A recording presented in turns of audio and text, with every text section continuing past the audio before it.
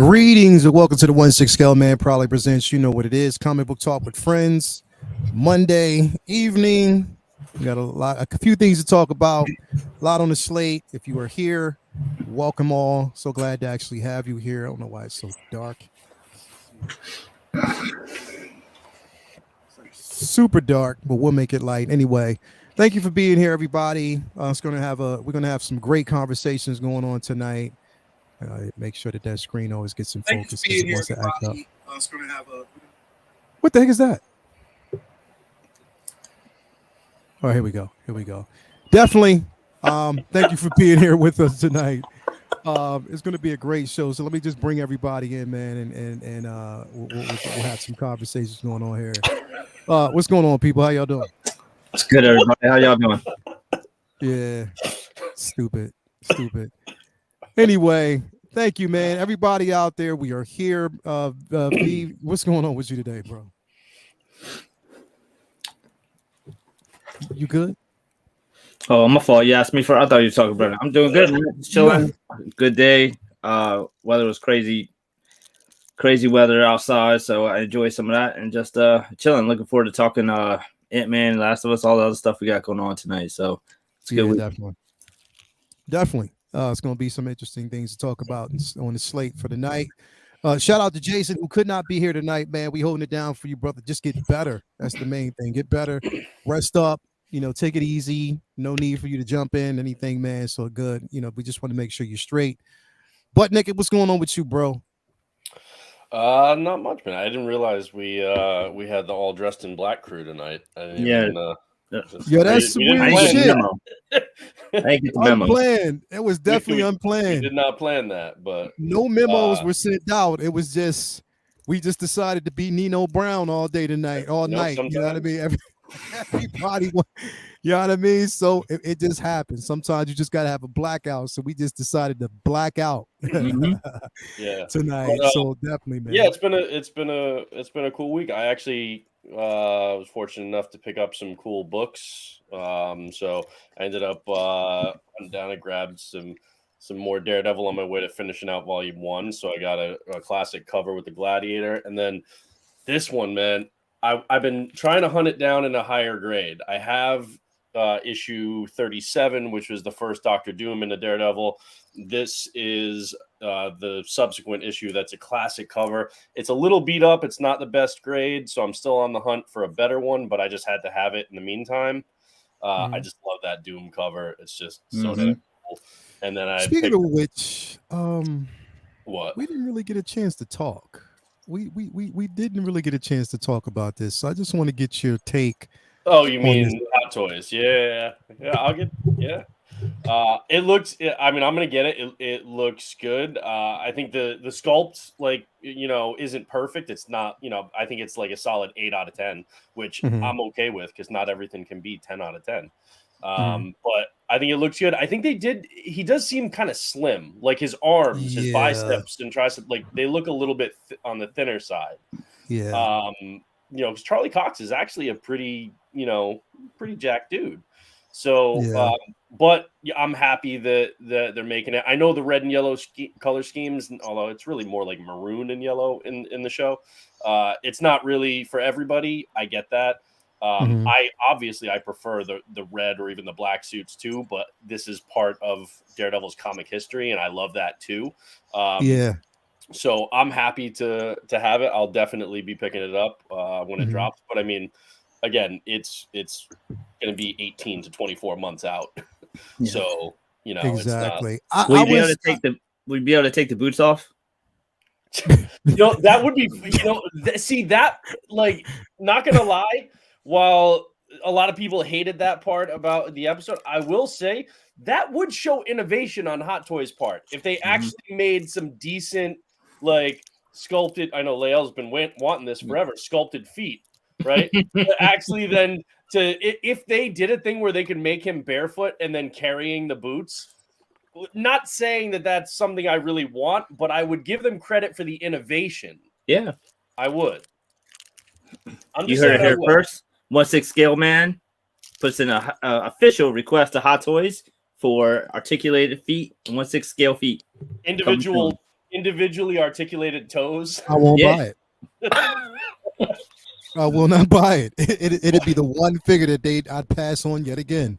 So But I for would not, and I for all would you not buy Punisher War Machine fans out there, I picked these up this last week. So this is 218. This is 218. The first time that he dons the War Machine armor, and then this is the same issue, but it's the lenticular cover. So it shows the Punisher War Machine armor like that, and then it shows the classic 282 Iron Man for the first War Machine. So I picked those up this week, and I was very happy to grab those for a decent deal. So that was my week. Yeah, definitely, man, definitely. Well, yeah, man, it's definitely a lot going on, and a lot going on with everybody out there. So we are so glad to have you guys here with us this evening. But yeah, I wanted to pull a couple things up though first. Give me just 1 second here. William Owen said feet with bunions. Crazy. So I want to pull up a couple. Eagle claw. It's crazy. I want to pull up a couple pieces here. Again, this is from your boy Vinny himself, Vincent Dunn Art. A couple pieces here that you actually did over the weekend. And you said you did these for the con, right? Yeah, there's a a con right in Penn State College, PA, for those in the PA, and I haven't really done any blank sketch covers till this past couple weeks or so, and I just wanted to start getting into doing some of those. So I should have these available at the con, or if whatever doesn't sell, will be on the website that you guys could get to at my IG. But I just felt like doing some pieces like that were just straight up on the cover. A lot of artists have a lot of fun with it, so I just kind of want to join in on the fun and get an idea to do some different stuff that I probably might or might not do with print. So this is just a different medium, different way, and I've just been having a lot of fun with it. They're real, smooth and easy to draw on. So I've been just kind of like, just using a different medium to get some art out there and out of my head and on the paper, and it's been fun. So I did I did a Wolverine, a Wonder Woman, Spawn, and the Soups, and I'll probably do a couple more, and then that'll be all I have for this con. But then I have some plans for once going forward, and then I also did a Kang piece that I dropped last Thursday to have ready for the Ant-Man flick, and I'll be getting prints of those done up this week to have at the con too. So I was looking forward to Kang for a long time on screen, so I had to do a quick Kang piece. So I got that up and ready for you guys too. So and then I probably will be doing a couple of more Harry Potter book pages this week and a couple more sketch covers, and then I'll be ready to rock and roll. But yeah, this is the Kang piece I did this week, and that's all watercolor, a little bit of Copics, and that'll be ready, print ready by the end of the week. So definitely, if y'all want to get those prints, make sure you head over to Vincent Dunn Art if you haven't already. Great pieces and stuff over there for you to grab up. I mean, just simple and plain, support your local artists, but just, again, incredible pieces, man. If you want to get them, just go over there. The link is on the Instagram page, Vincent Dunn Art. Make sure you do that. As always. Appreciate it, man. And definitely head over to Collector Without Fear. In his IG, there's a link. It's called Booty by B. And if you click on that link, there's some butt naked photos. Mm-hmm. You can download. I'm just playing. I'm just fucking with y'all now. Anyway, you'll have to go for yourself and find out. Definitely. So let me address the chat real quick before we dive in to today's conversation. We got Malika Mabane. Actually, I got a super chat by Malika Mabane. It was a $2 super chat. Peace and love to all the fellow collectors, man. Thank you very much for that, bro. The fellow, again, just you didn't have to be here with us tonight, but you always are each and every week. So I appreciate that, bro. Thank you very much. We got Renz Talentino, the great Renz Talentino. Thank you for being here as always. Who else we got? Kate Carter is in the building. Thank you for being here, man. William Owens, feet with bunions. Yeah, nah, that ain't gonna happen. We got Mike Rodriguez in here. Chuck G is in here. Thank you for being here, bro. William Owens. We got who else? SpongeBob Square Balls is out here. Thank you for being here as always. Amber May is in the building. We got who else? Calvin, low key. My man Calvin is out there, bro. Thank you for being here with us. Slugging 16 in the building. Thank you for being here. As always, who else we got? We got Fourth Mister in the building and Dingleberry. Thank you for being here as always, man. One pouch man is actually in the building, so thank you for being here. So definitely, I appreciate that. Now, again, I know it's been a while since we did it, or since the last one, because we kind of cut that out with the last discussion that we had for DC. But I wanted to bring the artist run back, and this week's featured artist, in case if you saw the thumbnail and then you're already familiar with his work, basically, like, especially during the 80s run, mid 80s, early 90s, bro, his work was incredible. I just thought it was a breath of fresh air, bro, to have an artist's interpretation of certain characters that we actually got a chance to see. And again, it's my guy. I always, say he's my guy. It's my man. You already know what it is. If you don't know who he is, then you're living under the rock. It's my man John Romita Jr. Very incredible artist. He's gave us some impeccable, incredible runs. His art style, like Vinny, which is crazy, is like his art style deals with a lot of interpreting. It's like shading, a lot of shading. You know what I mean? Like shading, attention to detail when it comes to like I don't want to say over exaggerated, but it's exaggerated on purpose.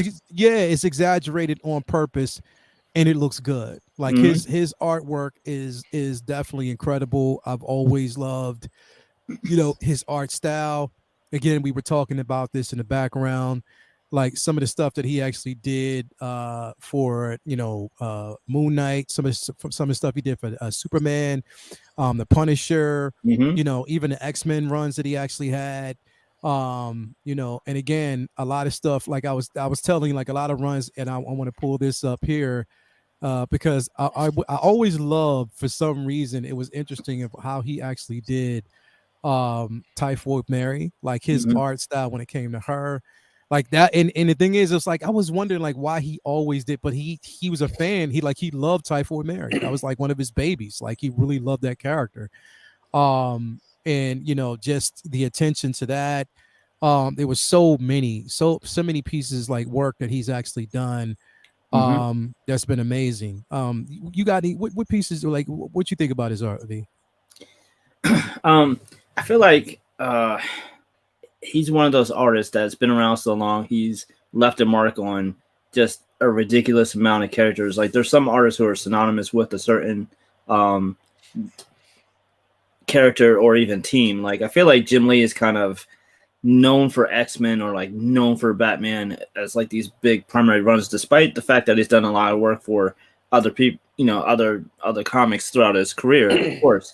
But Romita is like, it's hard to say like, oh, he's the such and such artist. Like he's made his mark on so many books. Like for me personally, where I really, really got into his stuff was Punisher. Like I love the way he drew Punisher because he drew Punisher just like a brick shit house. And I love the way he used to draw Punisher's face with like that Italian like rocky nose, where it was like looked like it got broken every other week. He drew like Rocky Marciano. Square face, like flat nose. Yeah, like he had just that raging bull nose that it looked it was so definitive. And Spider-Man was another huge feather in his cap. Like he was the Spidey artist during the big World Trade issue with that cover's one of my favorite covers of all time. Like it's amazing. Just the way he drew him so wide, it was just always incredible to me. He was the artist on that big the infamous black cover issue of Amazing Spider-Man that Straczynski wrote when the towers fell, and he had dedicated the issue to the heroes of New York and the first responders and all that. And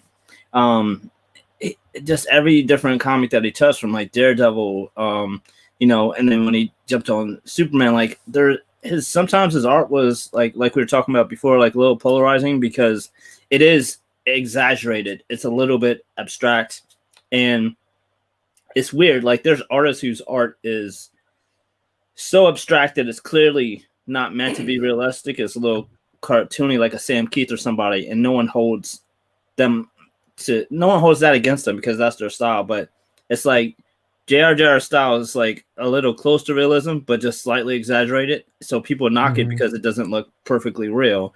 But like that's not what he's going for. He's going for just slightly abstract, not over the top.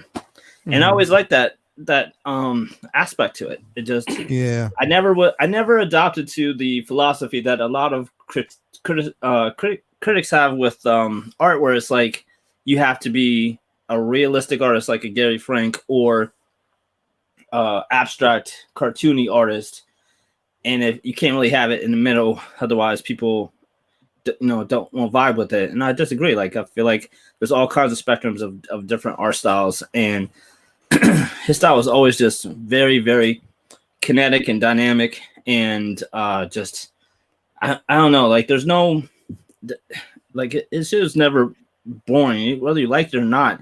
It was always just really, really intense, and that's what you want when you're reading a comic book. You don't always want something that's like melodrama and boring. Sometimes you want something that's just gonna grab you by the balls and get your attention, and that's what his work always does. Like his Wolverine stuff and every different character and book he's touched, he's put his own emphasis on it. And the thing is, like he's made like there's always that one artist whose art style fits the ruggedness of the writing style. Right. Like he always matched perfectly with the writing.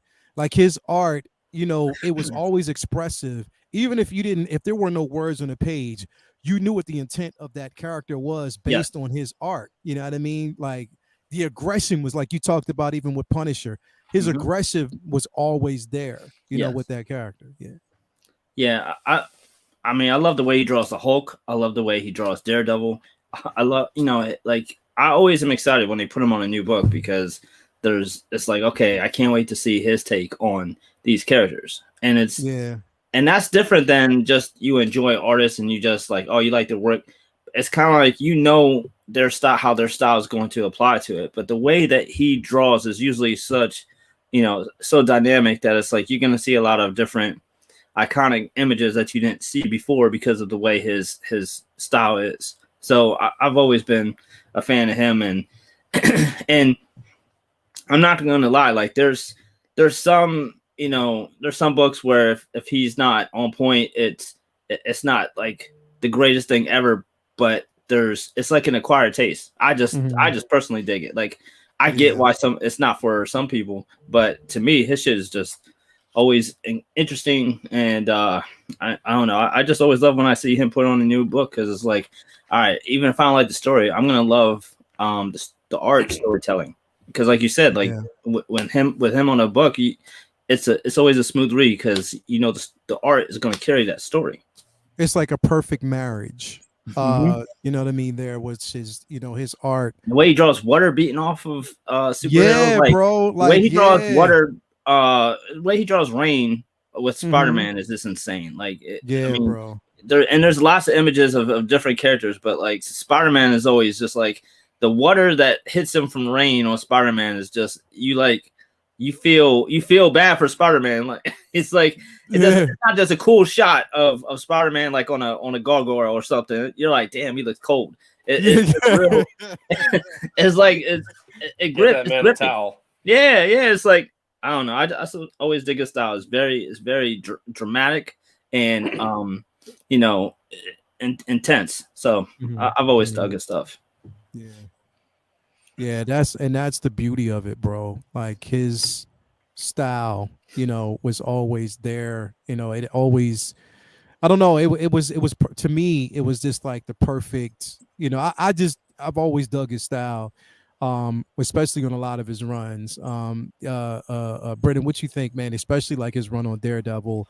Well, to be honest, this is actually one of my favorite covers that he's done, and I mean he's done a ton. So there are a lot to choose from. But just because, like what Vinny was saying about Spider-Man, but this is also a prime example of there's texture to when he draws rain. There's texture to those panels and to the cover.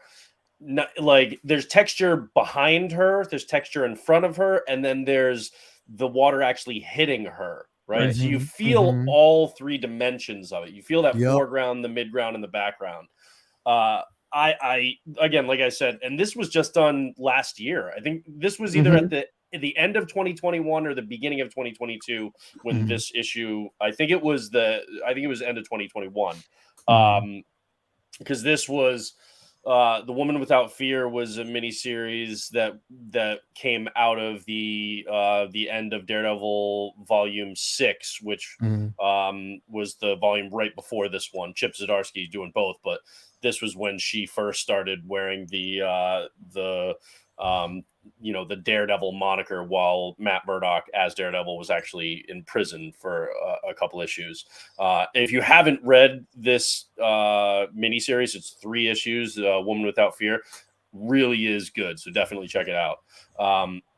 But I think Romita Jr. has such a complex kind of relationship with comic fans, in part because he's always compared to the legacy of his father. All right. And that's a hard, I mean, think about how many athletes, how many musicians, how many, actors and stuff there, had, a legendary parent, and they're trying to carve their own path and be looked at for their own still compared to talents and achievements. Yeah. And people are constantly comparing them to the legacy of a parent who's, a legend in whatever industry. And I think that's what Romita Jr. has been facing, even though dude's been doing it for like 40 years now. Right. And I will admit there are times some of his art that I don't particularly vibe with, and then others that I absolutely love. I will say more so than any other artist that I can think of. Like if I see Alex Malieve's work, I know it's Alex Malieve. If I see David Mack, I know it's David Mack. If I see, Alex Ross, I know it's Alex Ross. But because I love their styles, but they're very distinctive styles. Whereas Romita's, you look at one piece and then you look at another and you're like, there's no way the same person did those, right? They look so different. His style will really vary based on, the point he's at in his career, what character he's drawing. Like it's not as identifiable. It's not that unique thumbprint, that it's like that is Romita Jr. There are very different iterations of characters and of art styles within his body of work. And so I think the combination of his old man being a legend and the variance in his styles, and sometimes they can be really extreme and other times they're much more subtle, I think that is just jarring for some fans.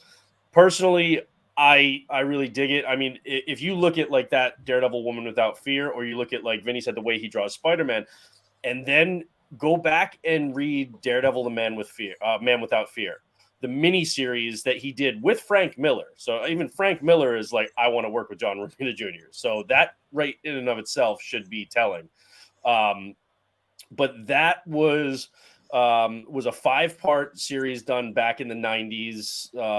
That was basically a primer. It was like a slight retelling of Daredevil's origins, over the course of 5 issues. So it definitely changed some things, but like for anybody who wasn't familiar with the character, it was like, this is just going to give you the bones, everything that you need to know about this character, and Typhoid Mary and Elektra and Kingpin and all those into one thing, as if like we're starting from scratch. Because remember, Kingpin and Elektra and the Hand and all that stuff, people just assumed that was always part of Daredevil's mythos.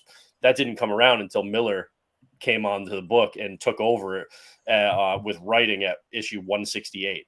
So we had 167 issues without any of that stuff, but people just kind of now realize or look at it as like, oh, this was always there, even though it wasn't. This was like one of my favorite covers during the Fall of Mutants. His style was just so good for, especially like you mentioned earlier, Typhoid Mary. His style was just so good for that, and that's why like you go back and you look at that miniseries, that 5-issue miniseries, and they did like very much 90s style. Like they did them embossed foil covers.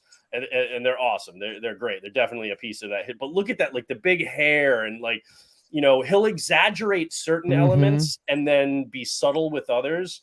But it's meant to draw your eye to certain things. Like he's not just doing it for shits and giggles. There's intentionality behind what he's doing.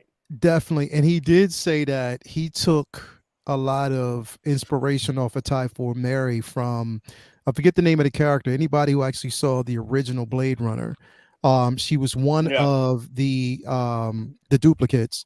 She, and I think Daryl Hannah played her. Yeah, even Joan Jett was partially used as inspiration for it, right? I mean, like I said, I understand why there's a bit more controversy around somebody like John Romita Jr. Than you might get around other artists.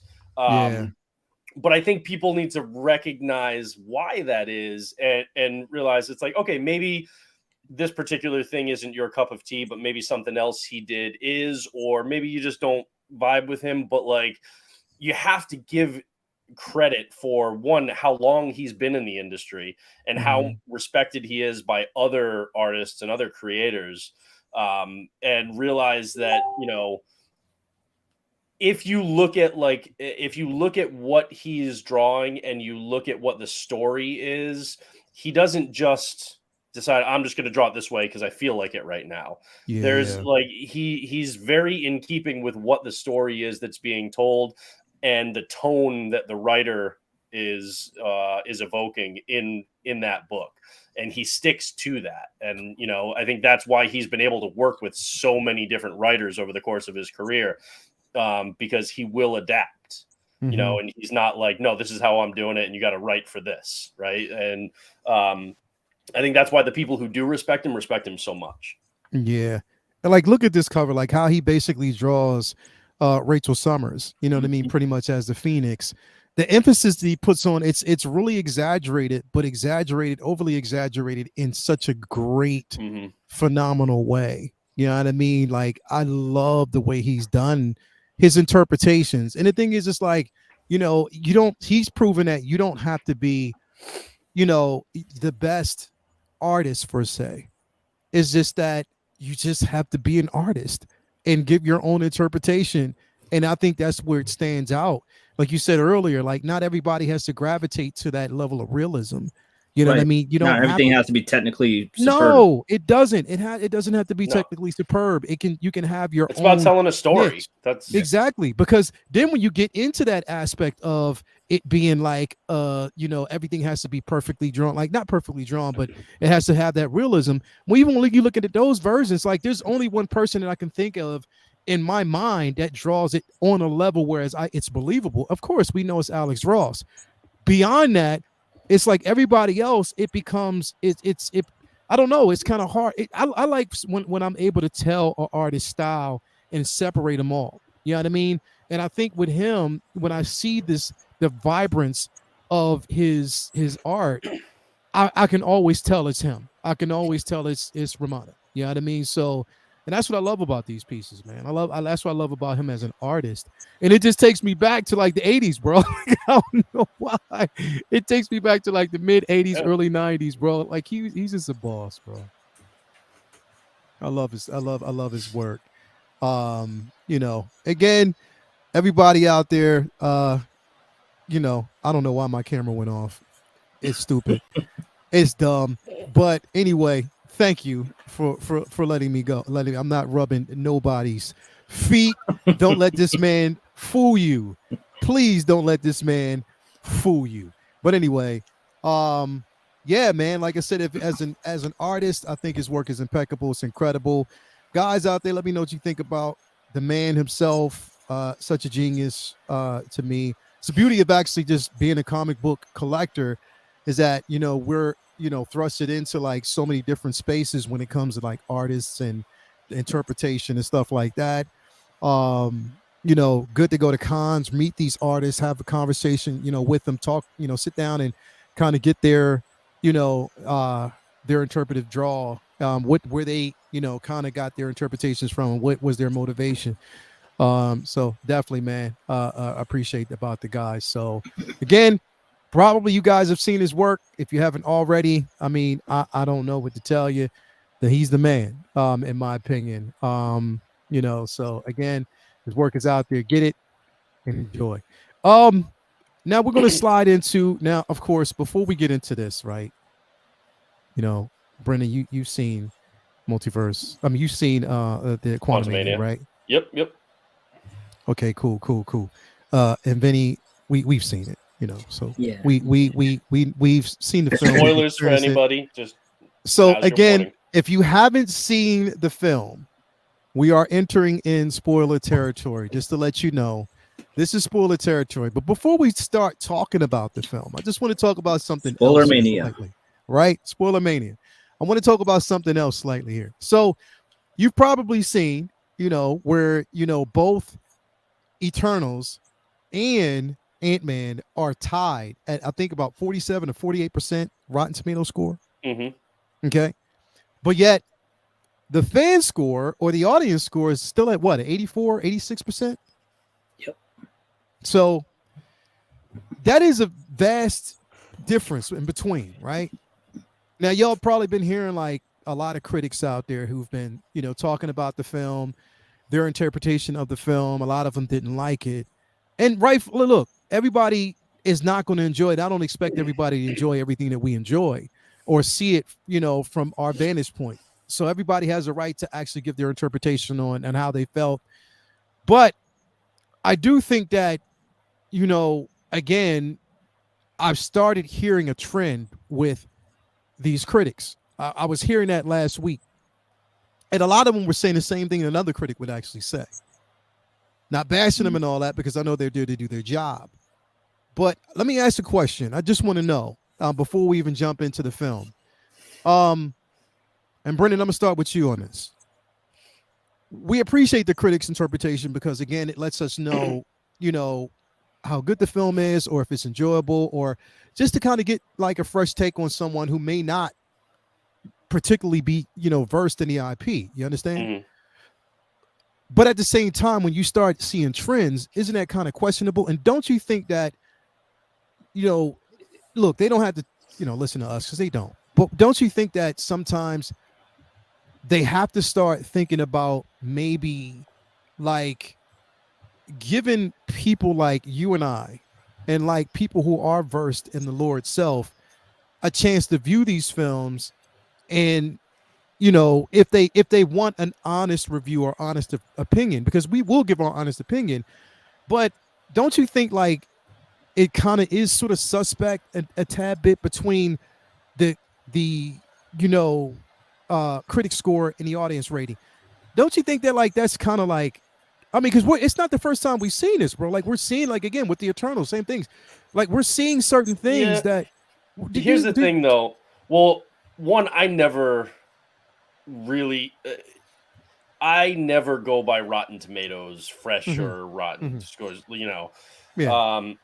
The other thing is that often, even though I don't go by them, oftentimes people who look at Rotten Tomatoes look at it incorrectly, and they think, oh, they give it a 47, thinking that like somebody is giving it a score, like a grade out of 100, and it's like, yeah, it's an a A is a 90. Commutative, yeah. 47% means that 47%, so roughly half of the people, of the critics that provided reviews on Rotten Tomatoes liked it, gave it a positive score, and roughly half of them did not, gave it a negative score. Yeah. So it's not that like 47 is the average like score that they gave it out of 100, right? Yeah. So basically, it's like of the people that watched this movie that are critics and that are recorded on Rotten Tomatoes, about half liked it and half didn't. All right.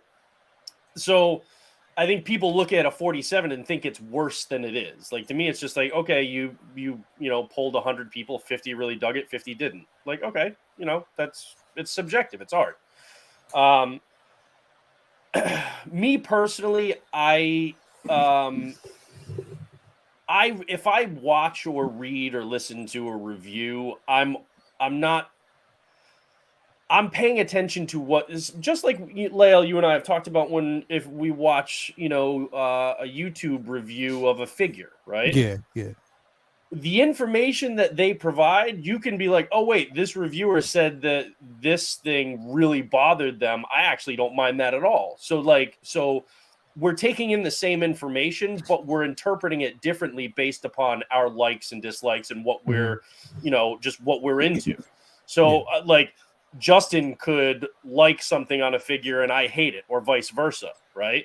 The information is still accurate. It's how we're interpreting it based on what we like as individuals.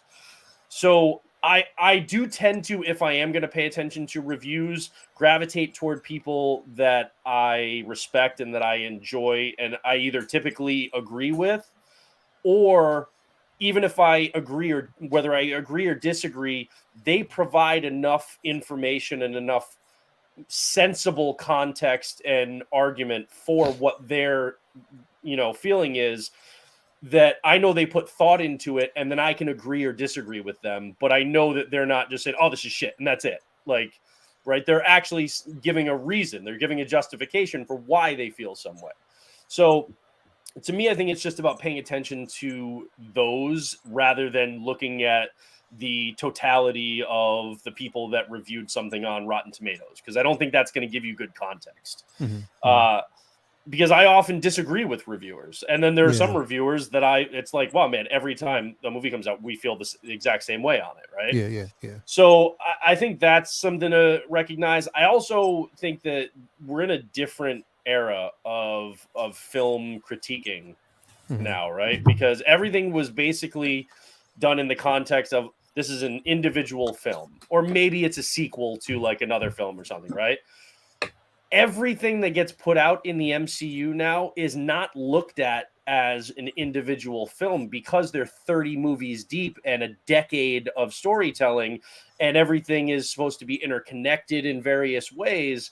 They're looking at it through the lens of the entire MCU, and it's not just how good is this movie, it's how does this movie compare against all the others, to the point where when you have 30, 40 movies, it's got to be damn near a fucking masterpiece for it to be at the top. But even if it's in the middle or toward the bottom third, that doesn't mean it's bad if overall people love the MCU so much and there are more hits than misses. True. Then that doesn't mean that, like, if somebody says it's in the bottom third for them, that they're saying it's a shit movie. They're just saying the MCU is so good that this just didn't hit that bar of what I would want for the top tier. Which you were the expectation at that point, Yeah. So again, I think it's just understanding the landscape and realizing that, film reviews and stuff, they've never been in this kind of situation. There's never been an era in film where one movie is immediately right off the bat compared to 30 other movies. Not just as far as quality versus, but also how it fits into the larger framework and if it advances the MCU in a positive way or a way that they feel positively about.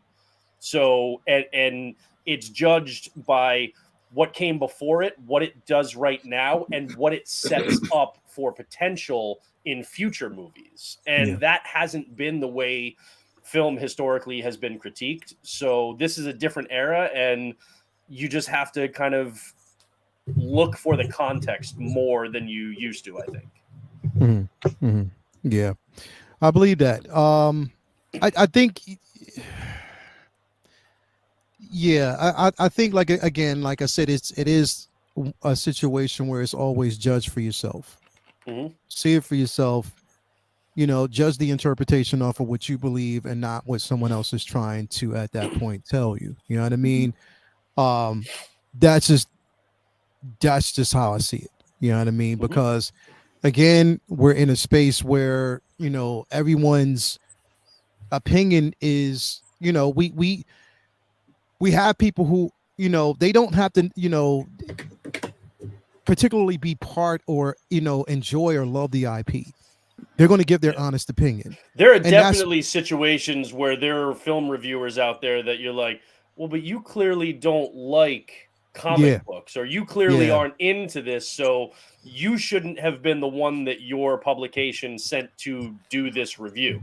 And most of the time, if that's the case, it's pretty glaring. It's like, well, you don't even know these characters, or you don't even like these. You don't even want to be doing this. This is like, oh, you know, somebody was out sick and I had to be the one to go see this movie, and so I'm going to give this review, or like, and that's when you can cut, like, you can kind of tell, like, at the bottom of a review when it says like so and so regularly reviews this, or, you know, and it's like, you had no business giving a review of this movie, or like you're like this snobby kind of film person, and you're expecting Gone with the Wind when you're going to see the Thunderbolts. Like, you're in the wrong theater.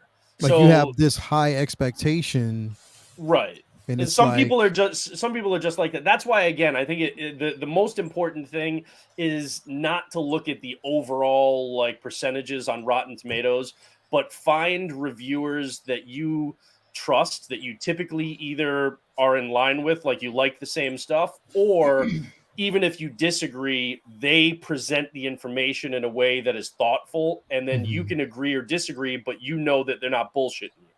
Yeah, that's very true. Vinny, your thoughts before we even, touch the film, your thoughts on, go ahead. You know me, I avoid chillers, so I damn sure ain't reading reviews about movies before they come out. So I typically avoid all the shit that the main press release, or, critics and stuff have to say. Do you ever read reviews after you've seen the movie? After I'll read reviews from, like, I want to touch on the point that you were just talking about the end, because that was going to be my primary point of it. I feel like if I want to like find out what people think, or if there's something that I don't plan on seeing, like something super off my radar or something indie, or, like, I typically will go to most of the same films that, we all go to. But if there's something that's just off my radar that I don't know about, I won't go to Rotten Tomatoes. Like, I'm not going to go to Cisco and Ebert. Like, I'm going to feel like those aren't the type of people whose interests align with me to give me an opinion that is going to like sway me one way or the other. I'm going to go to, a movie message board filled with like movie buffs, or like on, like I'm going to go to a subreddit on Reddit or something. I'm going to go there and listen to what actual people say, because I'm cynical. In my head, I always feel like reviewers on bigger sites are paid off one way or the other, that they have ulterior motives to promote a movie or to promote opposing film. Like, so I really don't believe them for, bigger reasons than that. Anyway, I always feel like they got a reason to lie and say it was great when it wasn't, or they didn't get a payout, so they say it was shitty, so that way the next time a Fox movie comes out, they grease their palms. It might be completely bullshit. That's just how I always think about it. Whereas somebody like us just talking shit on YouTube or on Reddit, like, they're more likely to just tell you how they honestly feel, because they get nothing out of it either way. They're just telling you their opinion. Those are the people who I might go to see, like, hey, was the Stallone Samaritan on Amazon Prime good? Like, you know what I mean? Like, that's not something that's really on my radar. But like, I actually heard good things about that. Yeah, that's what I mean. Like, that's not something like, oh, I'm gonna like day one I'm there. I might have to watch the trailer for that one. Yeah, that's something I'd watch the trailer for, because it's not something I was going to see anyway, that I want to be completely going in blind. That's something you got to sell me on.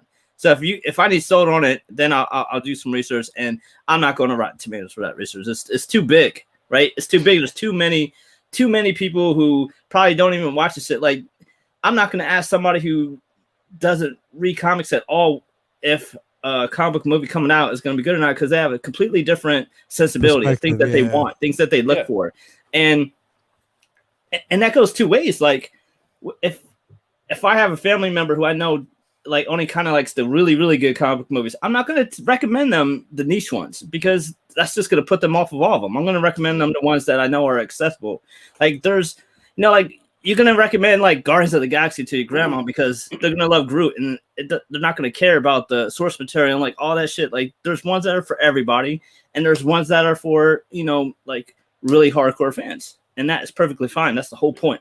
I think there's real value. I enjoy getting the perspective of somebody who's not balls deep in these IPs Yes. the way we are. Somebody who's like knows nothing about comics or anything, but they just want to. Right. But I know that they'll be fair in terms of storytelling, But, direction, cinematography, stuff like that. So I think there's value in that. But I do that with people I know and people Yes, I trust. that's what I mean. Not somebody on With the somebody I internet. know, or with somebody who I indirectly know that they're at least open-minded about genres that they don't watch. Whereas I feel like if you're a critic who, like you said, got stuck on an assignment to go see Ant-Man, and their typical cut type of movie that they like is, is something more highbrow. They're going into it like this better be fucking, your, Black Panther or the Dark Knight of comic movies. Otherwise, they're not going to like it. So that's a bar that you're not going to meet. So it's like, why even bother? And I also feel like there's a big contingent of the critic community that you always see these articles that are kind of like tongue in cheek, like, is the world getting, superhero fatigue? Is there too many superhero movies? And it's like, it's never comic book fans or regular people. It's them. It's them who are tired. It's the people who, missed the days where it was the cinema was mainly dominated by Goodfellas and Godfather, and those were great days too. But if you were really, really honed in on that, and that went away, and now you get Irishman on Netflix once every 5 years, you're fucking annoyed that all the attention goes to all these big superhero movies. If that's not your cup of tea, you're gonna be shitting on it, and that's fine. But I'm not gonna. But people got to recognize that Hollywood was making nothing but westerns for 20, 30 years. Then they were and I guarantee you there's movies, right?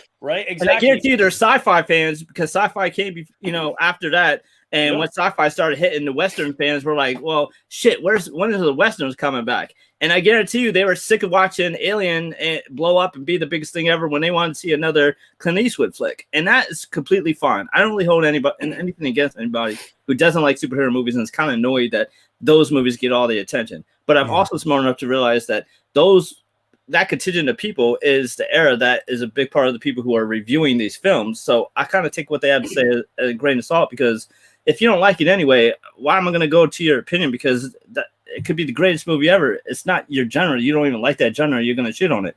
So I kind of think too much credence is given to sites like Rotten. I don't know why Rotten Tomatoes is such a hot topic. Why it's given? Why it's on everybody's tongue. Like, oh, I heard Rotten Tomatoes said that movie was kind of shit. Like, it's not even a person. At least with Siskel and Ebert, you could actually that was a person talking to you and telling you why. Yeah. You're looking at a fucking number. And now you look at with Marvel stretching out their schedule and spacing stuff out, there's more opportunities for non-superhero movies to come in and start getting more of that mind share and getting more of that market share too. I mean, for Christ, it's not like a superhero. It's still, action kind of, and stuff. But Top Gun made over $1 billion. Okay. Yeah. There are opportunities for other movies to come in, especially now that, DC is still trying to get the engine running, and Marvel is spreading stuff out and producing less content to focus on quality. Mm-hmm. There's opportunities for other stuff. Yes. Especially with streaming, where stuff can easily start streaming right away, can go theatrical, can do a hybrid, whatever. So, there's still plenty of opportunity for people who don't like it. But that's the thing is outlets should make sure that, hey, don't send this person to go review Deadpool 3 if they're going to basically look at it as if it's trying to be Schindler's List. Okay. Exactly. That's fucking stupid. So don't do that.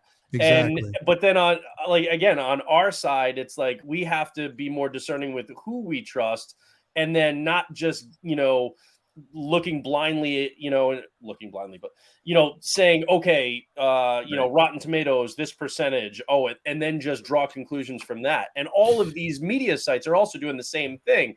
Comic book, resources and all those Deadline, they're all like, oh, it's got a fresh or it's got a rotten rating on Rotten. Who the fuck cares about Rotten Tomatoes? But see, you know what? Here's the thing, and this is even putting Rotten Tomatoes aside, because we already know that, again, it's there's always and forever going to be a catch-22 when it comes to that, when it comes to those ratings. So we know that. But what I'm speaking in terms of is like, we have a lot of social media pundits, bro, like a lot of individuals out there who they get a chance to see these things, or these films before the release. So they got press junkets. They get a chance to get like a press pass to see these films, to review it. Once that embargo is lifted, then they give their interpretation. Normally, but then and the reason why I said I'm seeing this pattern here is because there's a few of them that I watch. And when I watch and I listen, they say the same shit, right? Almost verbatim, word for word. You know what I mean? And I'm like, so are you really seeing the film? Or are you just basically saying or are you just listening to other individuals who might have actually made a blanketed statement, whatever, and you're just going off of that? Like, I'm just, because the thing is, that's what I'm looking at. Now, mind you, there's going to be some honest reviewers out there who see it and it just doesn't. And I'm talking about like who are in our wheelhouse, who love what we love. And they'll be like, well, it was something missing. I saw the film. Am I going to say it was No Way Home or Endgame? Am I going to say it was that on that level? No. But I enjoyed the film, what I mean, for what it was, which I don't understand the level of criticism that we're getting. I don't. It is not my place to really understand it at this point because everybody's entitled to have their own. But the thing is, it's like, for instance, we've seen this happening for the last couple of years with a lot of these directors who don't direct, Marvel films or comic book films, who don't really like the success of a big box office film. They don't like it. They don't like the simple fact that it's taken away from. And it's like, yo, I really didn't understand even like, for instance, some of the stuff that James Cameron was saying, because I'm like, bro, you just made $2 billion off your film and you killed it. That you spent 20 years making. Yeah. Avatar ain't nothing but a comic book movie that's not based on a comic book. Yeah, you know what I mean? That's not really based on a comic book. It has imaginary characters, bigger than life sets and scenery and stuff like that. Same shit. Why are you? It's the same. The only difference between DC and the MCU and stuff like Terminator and Aliens and stuff back in the day is that the comic book movies of today are working off source material that's been around. All right, but it's still action, adventure, fantasy, science fiction. That's what comic books are, and that's what all those other movies are, that like Abyss and Event Horizon and all of it. It's just that they're working off existing source material and adapting it in a new way to the screen. But it's no different than what James Cameron's been doing his whole career. It's no different than Avatar. Just like Avatar, and people criticize, Avatar is just Dances with Wolves or Pocahontas. And it's like, yeah, it is. It's a variation on a classic storytelling architecture. That's fine. Then put your spin on it, and that's fine. But comic books, when you think about it, the stories that they're telling in these comics, in these comic book movies, have been around way fucking longer than anything James Cameron ever made that was original. Anything that anybody else, made in the 80s or the 70s as far as movies goes. So, yeah. Look, ultimately, just I always say watch everything for yourself and then make the determination. If you decide, this just is not in my wheelhouse, I don't want to watch it, okay, that's fine. But you can't criticize it if you don't actually watch it. You can say it didn't look good, so I didn't watch it. That's fine. Don't start making all accusations about the movie unless you've actually watched it. That's the thing. And we all have our own opinions on, the three of us have our own opinions on this movie that we're going to go into now. But ultimately, you shouldn't be taking our word as gospel either. It should just be something that kind of adds to the conversation and your thoughts about it, but you still see it for yourself. Yeah. Make up your own mind. That was the whole point, is to make up your own mind, see the film for itself, because no matter what, I'm right, but you should still see it for yourself. So see it for yourself and draw your own conclusion when it comes to the film and what you think it is. So we're going to kind of go into it now. For a lot of people who haven't seen it, do understand that this is spoiler territory. If you're here, then you already know we've seen it and you've seen it. So, it is what it is. So I just want want to point out before you get deep in this poster, Evangeline Lilly, her hair looks way better in this poster than it does in the actual movie. I'm just going to say that. Just going to say that. So I want to start. I'm gonna start with Kang first and work our way backwards, because again, this was heavily influenced by Kang, and we talked about this, Vinny, at the end of the film, of the simple fact that yes, Jonathan Majors, he killed it as Kang. He gave it the personality. It's just that I think where they kind of fell flat with his character is that the power scale wasn't shown. Yes, they didn't give us. Again, like, there have been times, and here's the thing is, it's like, it was funny, and I was watching this the entire time, and I forgot to bring this up the other day. It's like, it's funny that we basically watch him so adamant about this chair when he stole it, and in the books we know who he stole it from. And it's like, but we can't make that assumption, and probably nobody else in the theater, or there was probably a few people that picked it up, but not too many people picked that up. It was like, damn, like, I even know he's powerful without that damn chair. Like, that's but the you know what I mean? Without the chair, he doesn't necessarily need it because he augmented his armor. He's always upgrading his power set. And he's a lot more powerful than, it easily, like, those ants would have been demolished before they even touched him. You know what I mean? So yeah, I'm thinking about that, right? He was not Thanos level in this movie. No, and see, that's what I'm talking about. Like, if you want to display him as being a Thanos level threat, and I was hearing this, that a lot of people were saying that he was, he was, I don't know. They were saying that he was that level. He was acted extremely well and written poorly. Yeah. Like, Jonathan Majors crushed the character moments of like especially with Janet, with Michelle Pfeiffer, acted wonderfully, but the writing shows that the writer, and this is a thing that we'll talk about later, but it really worries me moving forward. The writer did not fully understand Kang as a character. No, I don't believe he did. I really, really don't believe he did. And unless, and this is what I was talking to Vinny about, unless that this version of the Conqueror wasn't really the Conqueror that we're supposed to see.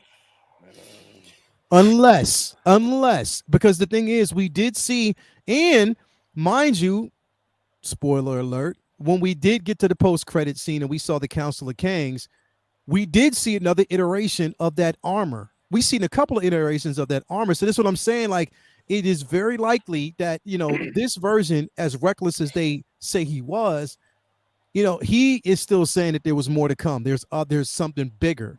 Right. You know what I mean? So again, I don't know if the bigger that he was talking about was in that council or if it's something else. Again, I'm just trying to basically do a workaround here to try to figure out why he was so nerfed as he was. And especially when the character started out really dope as hell, because we know that Kang is manipulative, but at the same time, we know that, again, he's a threatening type of character. He's power hungry.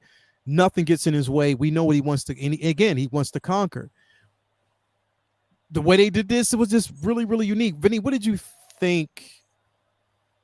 How do you think? I mean, we know Jonathan Majors killed it, but what do you think about the character? And wait a minute, do you think that going forward, there's potential to advance the character to give us that level of threat that we want to see? Yes, which is why I've had so much emotional distress deciding how I feel about this film, because of how much I know about the comics. So it's and how much I know about how Feige operates, which is why I've been so conflicted. Because at face value, I walked out of that theater wanting to be pissed because that wasn't the Kang I know, and knowing that they might be more along the lines of, let's do it like Scarlet Witch, where we build to a Kang that we do know after the movie after movie build up where we might not get to the Kang that we were expecting to see until Kang Dynasty. The trouble with that is, I feel like, there's no secret. This is the next big bad compared to Thanos in the phase of films. Phase 4 didn't really even have a true villain, and so now this is the first, big universal threat villain that we're seeing. Yeah. And so it's only fair to compare. And when you finally got to see Thanos in action on screen, their decision was to let you know how big he's swinging and have him take down Hulk. So that way there's no one who's never heard of Thanos before in the audience who wasn't sitting there watching him take down Hulk without breaking a sweat going, holy shit, who is this dude? He's incredible. When your first introduction to Kang is him not able to come out on top in an Ant-Man movie and gets taken out by some fucking ants. Not even Ant-Man. He got beat by fucking ants in this movie.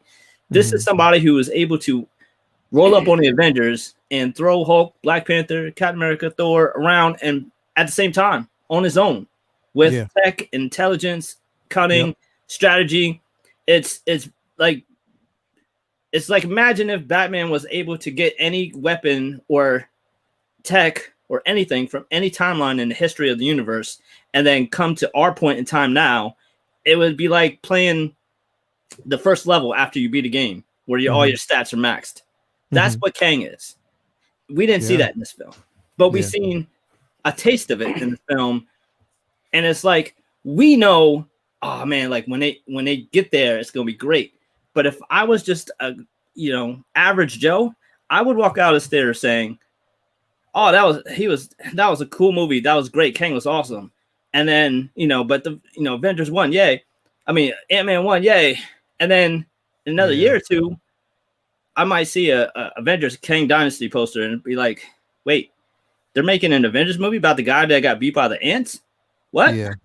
And I get it. At the end of this movie, you had a whole arena full of Kangs. That is not how Kang is able to beat the Avengers with hundreds or thousands of him. No. It takes one Kang to beat the Avengers because, like I said, he has the ability. It's like Minority. It's Edge of Tomorrow, where Tom Cruise is able to kick everyone's ass, not because he's big and bad, but because it's he knows what's going to happen. You punch with your left hook, so I know it's exactly what's coming. I've seen this movie.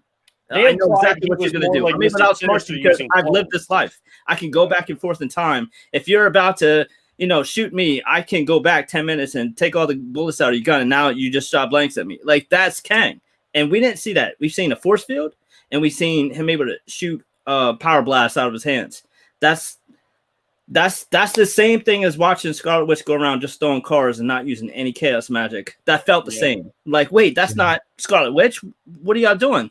And that's fine because she was just a single character on the team that it wasn't all built around her.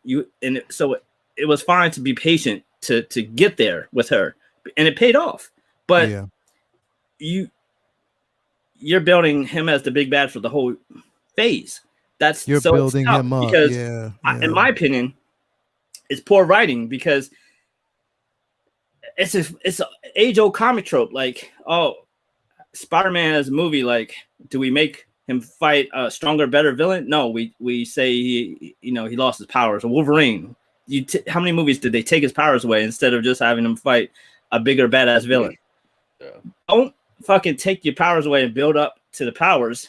Make the Avengers have to figure out how the fuck we beat this guy. Like, and that was what was so amazing about Thanos. Thanos didn't come in Infinity War and need the stones in order to beat them. Like, he could have beat every fight in that film. He could have won quicker. He just didn't really care about them enough to just outright murder them. He wanted to just, he just wanted stones. He wasn't mad at them.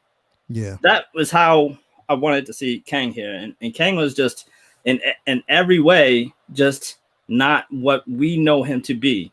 And I felt like I know they couldn't have him just like destroy Ant-Man and just to be like, demolish him, but they had an opportunity here for this to be a bigger deal than it was. I felt like we might have been, and jokes on me, like that's part on me sometimes, anticipation and expectations are too high for certain projects, and that's on me. But I felt like this was their opportunity to have their Captain America Civil War, where this was bigger than an Ant-Man movie. That's what Peyton Reed called it. That's what I felt like it should have been. Not that it needed the Avengers to be in it, but if Kang won at the end, setting up the future shit, I don't think anybody would have had a problem with that. You would have been like, oh shit, what now? There's so much more I felt like they could have done with Kang, still leaving room for Kang to be even more powerful in Kang Dynasty, because he'd have to be to fight all the Avengers instead of just Ant-Man.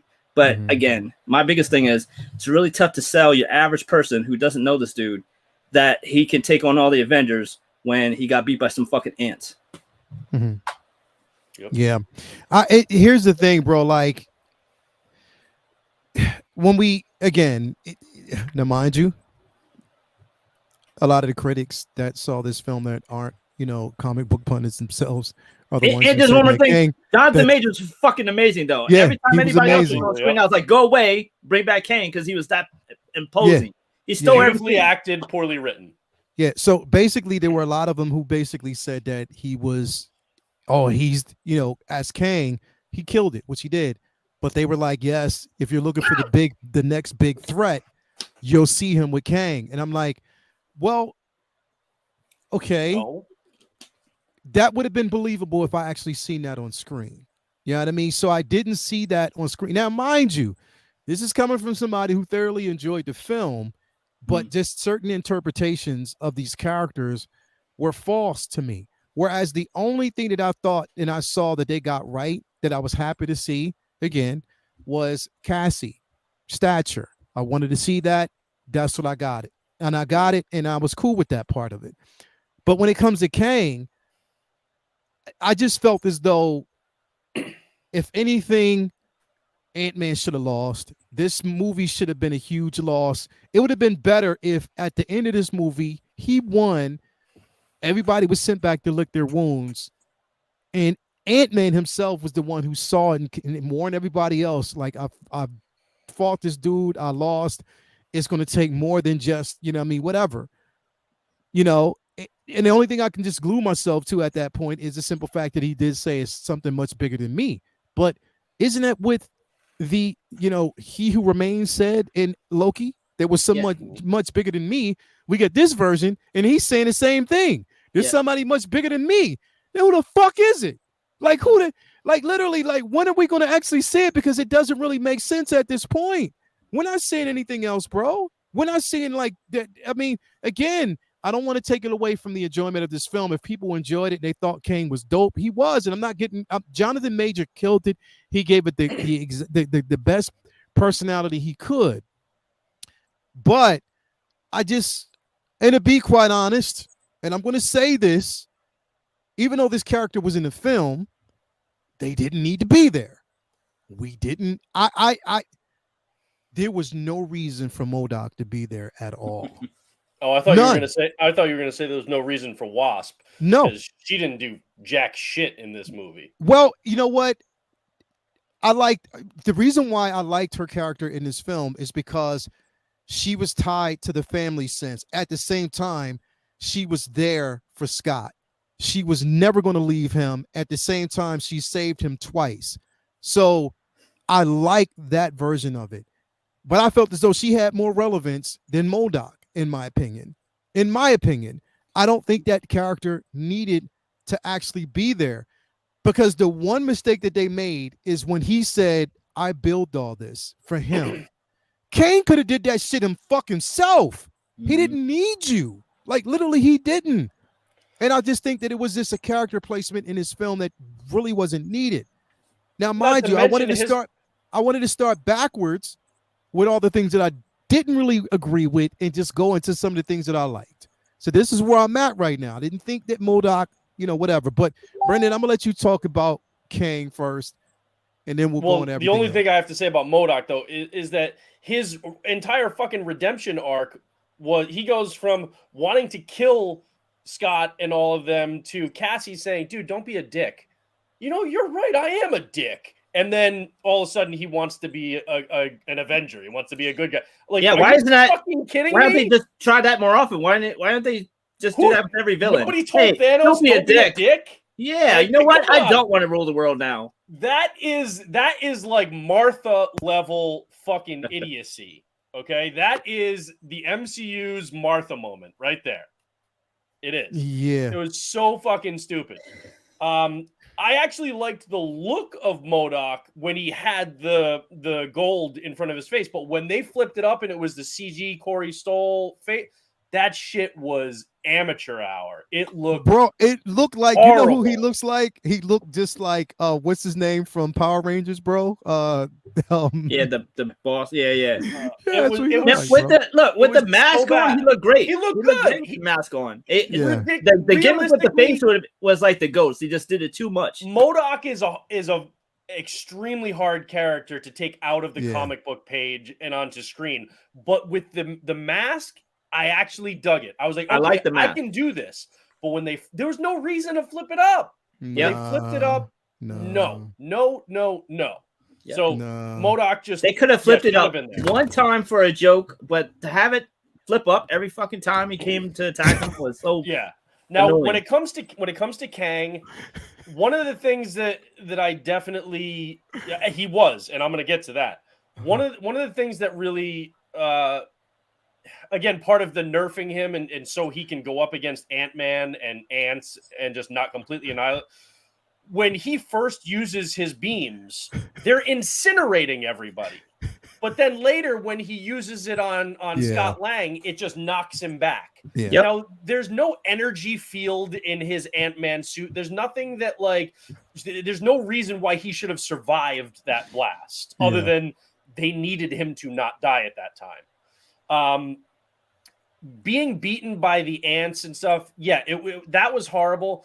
And the thing that is annoying is that if he's not the Kang that we're supposed to be fearing, the real Kang that we're going up against, you can't just keep giving us different iterations and saying we haven't gotten to the real one yet, because that plays out way too fast. You can't keep all right? Yeah.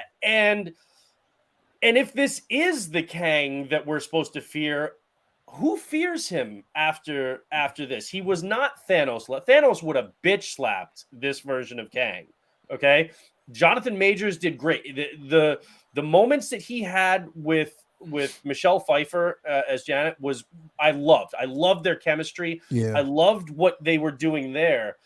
But Kang was, he used his telekinesis early on, flung MODOK across the room. He didn't use any of that against Scott, right? There are all these things that it's like, you didn't have him use these powers because you didn't want him to use these powers, not because there was a reason to stop him, right? And the other thing is, the biggest missed opportunity in my mind with this movie, Ant-Man, Scott Lang should have died.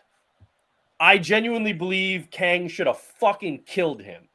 Okay? At the very least, he should have killed Wasp or some, I think one of the two of them had to die. You're setting Cassie up to be part of the Young Avengers and stuff like that. At least Michael Douglas. Even that, though, I think it should have been and remember when Thanos beat the shit out of the Hulk, Mark Ruffalo's character, he goes back and he tells everybody, Thanos is coming, guys. That was my point with you're Scott. Supposed to be like, holy shit. Even if you do survive, you're supposed to be scared shitless now. Right, but think about it. People were shocked when the Avengers lost at the end of Infinity War. It was the Empire Strikes Back of the MCU at that moment. Right. You want to set Kang up as the bad motherfucker that you're now facing in the MCU at large? Who would have expected Ant-Man, the hero, to die in his own fucking movie, and the rest of them go running back to the other heroes and saying, we're fucked. We don't know how this guy's coming and we don't know how to beat him. Right?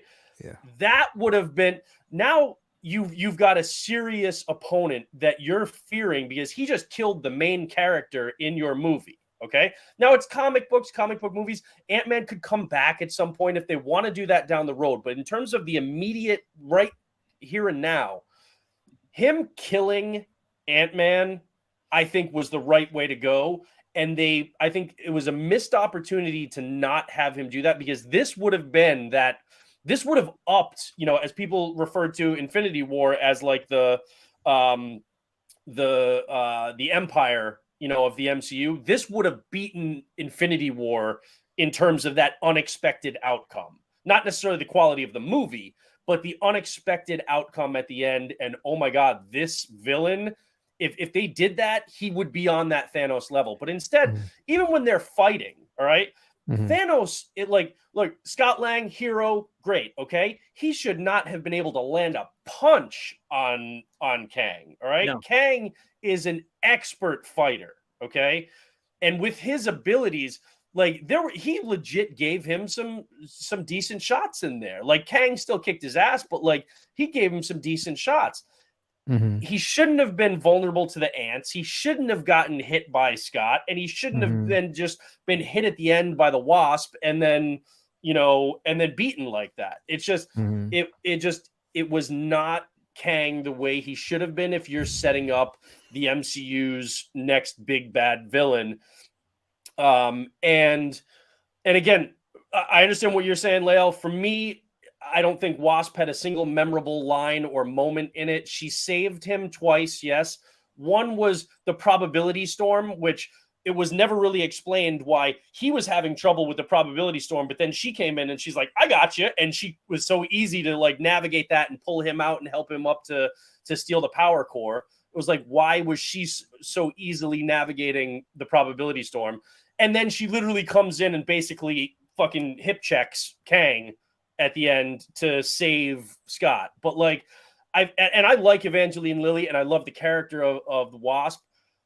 She served no purpose, in my opinion, in this movie, and I was really disappointed with that. And then the last, part with the whole thing is, to me, there was no emotional weight to this whole, to the film and to Kang's threat, because they went with the kind of standard trope of there's a rebellion and you're working with them to rise up and defeat the conqueror and stuff, and it's like, okay, none of the people in this rebellion were fleshed out as characters to the point where you actually cared about them. You didn't remember their names, their personalities. Some of them are getting killed, and you're like, you're not shedding a tear over one of these guys getting killed.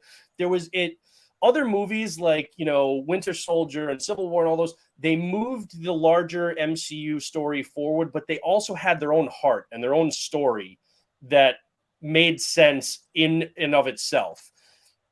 This one, I feel like they didn't. Like, they briefly touch on, like, Cassie and Scott having, different views on like what he should be doing, moving forward. But then they never really have any character moments with each other to really flesh that out. It just like that. And they're just off and away in the quantum realm. And I just felt like there was no heart to this. Like, and, I would have loved to have Luis back. Like, Scott, I don't think should have been narrating that opening. I think it should have been Luis telling what was going on since the blip, and since he came back. Louis, Michael Pena not being in this. Yeah. I would have loved if he went to the quantum realm with them and he's the, non-powered and he's got that would have been hilarious, but also it would have given them some heart. I feel like this didn't feel like an Ant-Man movie. It felt like they were trying to make Ant-Man something bigger. And I just felt like it didn't have the same heart of the first two films. That's just for me. And if people loved it, go for it. Like, that, more power to you. I have no problem with that. This isn't Thor: Love and Thunder. This isn't a dumpster fire. I 100% understand why some people love this movie. For me, it was a 3 out of 5 when I was coming out of the theater. And the more I thought about it and the more I ruminated on a lot of the plot holes and things that I just didn't vibe with, it went down to probably like a 2 out of 5 for me. I don't hate this movie. There are just things that I disagree with, and there are just only a small number of things that I really loved about it, like Jonathan Majors and Michelle Pfeiffer. But yeah, that's just me. I think there was a missed opportunity. I don't think they did Kang justice. The rebels were all forgettable, and I just felt like I was watching for Jonathan Majors acting. I wasn't watching because there were stakes that I really felt in this movie. That was just me. So The rebels were dumb. Kang was trying to leave. He didn't give a shit about that place. yeah, he It'd did. been a lot easier to take over. Take the, So real quick, Well, you didn't care about any of them. Left. real quick, we got a couple super chats here. We got McCoy Culture, the $1.99 super chat. Thank you for that. MODOK was the thing from Nightmares. And then also we got Rockamon Chris. I would have opened the movie with Kang jumping from timeline to timeline. One where he shows up on Titan and takes out the heroes and Thanos with ease. That would have been definitely killing more other interesting. Avengers and other timelines. You know, definitely that would have been more interesting to make that call. So I do appreciate like, that take. They do he has a line about Thor's hammer, and he says that he took out other Avengers, but it's like, don't tell me, show me. Show me. Yeah. So here's the thing. So again, I'm starting backwards, going, to the beginning, or just backwards, going from the things that I didn't like to the things that I did like. Again, with the Wasp thing, I dug it. I dug what it was. And the thing is, I know that she wasn't the focus of the actual story, even though it was Ant-Man and the Wasp. They did have some aspects of it. Her job or her place was with her family, trying to find out why or what it was about her mom, or what her mom was keeping away from them. So I kind of understand from certain aspects of it with the characters. So again, let me ask you a question. It is what it is. Do you think they did enough with her as a character in this movie to justify it being called Ant-Man and the Wasp? Like, I feel like she should have had more. If she's a top bill, she should have had more. They put a lot more of the focus on Cassie, so it's almost like they really wanted to call it Ant-Man and the Wasp and Cassie and Quantumania. Yeah, I think they put a lot of emphasis on his daughter, who is to me really annoying. The whole thing. What I look about it is, I like the other actress more. It's family dynamic. What I basically see, and this is what I saw certain focuses on, was just the family dynamic. But not taking it away from the simple fact that it is the Ant-Man and the Wasp. They were focusing on, again, I talked about this the other day, how we saw a complete turn of events. When it comes to, like, for instance, in Infinity or Endgame, we saw Scott real adamant about saving the world, saving the family, and doing what he can to actually bring people back. But then, and that's when he was talking to Tony. He was kind of angry at Tony because he didn't think that Tony was doing enough. Right. Now we got the opposite between him and Cassie. Well, Cassie didn't feel like he was doing enough, and he just completely gave up. He was just more so, focused on family. But there was no reason for it. But yeah, there wasn't an imminent threat that he wasn't doing anything about. He just wasn't going out there. I don't know what she was expecting from him. She wanted him to be, I guess, more of a humanitarian, stuff like that. I guess more of a humanitarian. My daughter, like, after I don't care if I had to say the world, my daughter's talking all that shit, and then my girl was like, you should be. It has her back.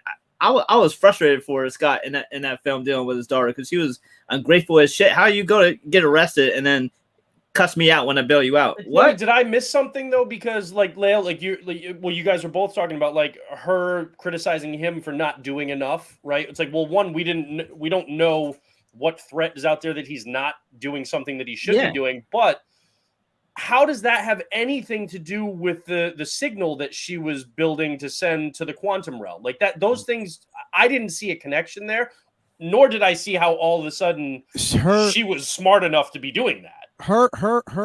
She over time was basically working with girls in the MCU are all geniuses, but that's just the way it goes. Here's the thing. So I think more so she was looking at it from him, from a point where she was a humanitarian. She didn't think that Scott was using his presence enough to help people or help the little guy, in a sense, even though he talked about it in his books. So I think that's where she was going. That had nothing to do with the signal or the beacon that she was actually sending in to really study the quantum burst. She mentioned refugees, the quantum zone, right? Like the people who came back from the blip and didn't have their homes and stuff. Like I think she did mention that. Yeah. Which is like, okay, I can understand like her saying that he should be doing more to help those. But like, I mean, that was an issue in Falcon and Winter Soldier, right? And the Flag Smashers and stuff. So they could have provided more context. I feel like they just kind of rushed to the quantum realm and didn't really flesh that out. At least that's how I felt. Mm-hmm. I mean, again, we're talking about some of the low points of the film. But even with that said, I enjoyed the film from what it was. I enjoyed this a hell of a lot. Definitely a hell of a lot more than what I got from the dumpster fire that there was, that bullshit that we got with Thor: Love and Thunder. Absolutely. And currently, the ratings are much lower. You know what I mean? But again, that just goes to show. But it fucks me up. But at the same time, like I did thoroughly enjoy certain aspects of the film. Of course, it's the quantum zone. It's supposed to be bigger than life. It's supposed to be bigger than life. It's supposed to be things that are completely weird, out of the norm. And I appreciate what we got from that. I even like the simple fact that they got back to what Hank Pym knows best, and the aspect of his relationship with the ants. I love that aspect. I love that basically he had that communication with them. They were the ants that he sent there to really study in the first place. And who knows where else they are. You know what I mean? So I did dig that aspect. Like I said earlier, I like the simple fact that we got a chance to see Stature. I did enjoy that. That version, of the character. So I did want to pull that, just, certain things that I did enjoy from the film, and to say that it wasn't as bad as people make it out to be. It's not a 10 out of 10 film, but it's definitely not trash. So for anybody that would think that, I'm just like, you're entitled to your own opinion. In my opinion, is definitely not trash. And Chuck G, yeah, it's safe to say a 7.5 out of 10 is a safe place to sit. That's fair. None of us hated it the way we hated Thor: Love and Thunder. I hated Thor: Love and Thunder. I didn't hate this. I just didn't. I had high expectations because it was Kang, and because of Peyton Reed saying like this is going to be the Civil War of this phase and stuff. I had high expectations because of what I wanted out of this movie, and those weren't met. That doesn't mean I don't hate this movie. It just means I'm not like, I didn't get a nerd boner over it. That's it. Yeah. There wasn't really anything redeemable for me with Love and Thunder. But here, it's frustrating because the things they did good, it's building towards things that are great, and I'm impatient because I wanted them to start out great and get even greater, as opposed to just like slow build to it. And I just feel like it's such a comic book thing that drives me crazy when it's like we can't have him how powerful he is in the books and then create a story where they figure out how to beat him based on how powerful they are in the books. It has to be we start him out nerfed and then build up to it. It's really frustrating because it's like they do this with heroes and villains, and if you start a new movie with any kind of character from a hero or a villain in a comic story, it's like you already know what Batman or Spider-Man can do, and then you come up with a badass villain who's going to give them like fits. And instead of giving these characters better opposition that they have to overcome, it's like, no, we start them out weaker and make them like themselves their real villain, right? And then have to get stronger. Kang could have started out badass and got even more powerful because he has access to all time and all means of getting stronger anyway. So it would have been very, very, I don't know, a lot more interesting. I feel like if they had made him win here. I just feel like it's a kid's movie. I get it. It's Ant-Man. I didn't see them killing Ant-Man because there's so, Ant-Man is more directed towards kids as the other two have gone and such. But this was a perfect opportunity here for, Ant-Man to be okay and them to have gotten away and be okay because they lived. But Kang should have gotten away and then it should be like, oh shit, he got away, guys. We got to talk. Setting up Kang Dynasty. But with him dying, it's like, oh, don't worry. There's other stronger versions of him. And that's not really why Kang is a threat. Kang isn't a threat because there's multiple variants of him, which maybe that's what MCU's Kang is. And so that's where our knowledge comes to bite us in the ass sometimes, because maybe Kang's power isn't why he's dangerous in MCU, but that he's access to his variants is why he's powerful. But and that's what I think. This is what I'm going to do, and especially when it comes to that, from myself, I'm going to reserve my feelings towards the scenario until we see more from him. Because the thing is, you can't. Here's my thing: you can't give us this version of Kang, who started out okay and was cool, and it was like, all right, we're going somewhere. Then we get to the end, it's like, wait a minute, that's it. Yeah. So you can't give us this particular version, right? But then don't give us anything else and just expect for us to welcome Kang Dynasty without all these other Kangs. Because honestly, all right, if those ants were able to get through the force field, and I don't mean just keep making it about the ants, but the point is that he's like clearly beatable.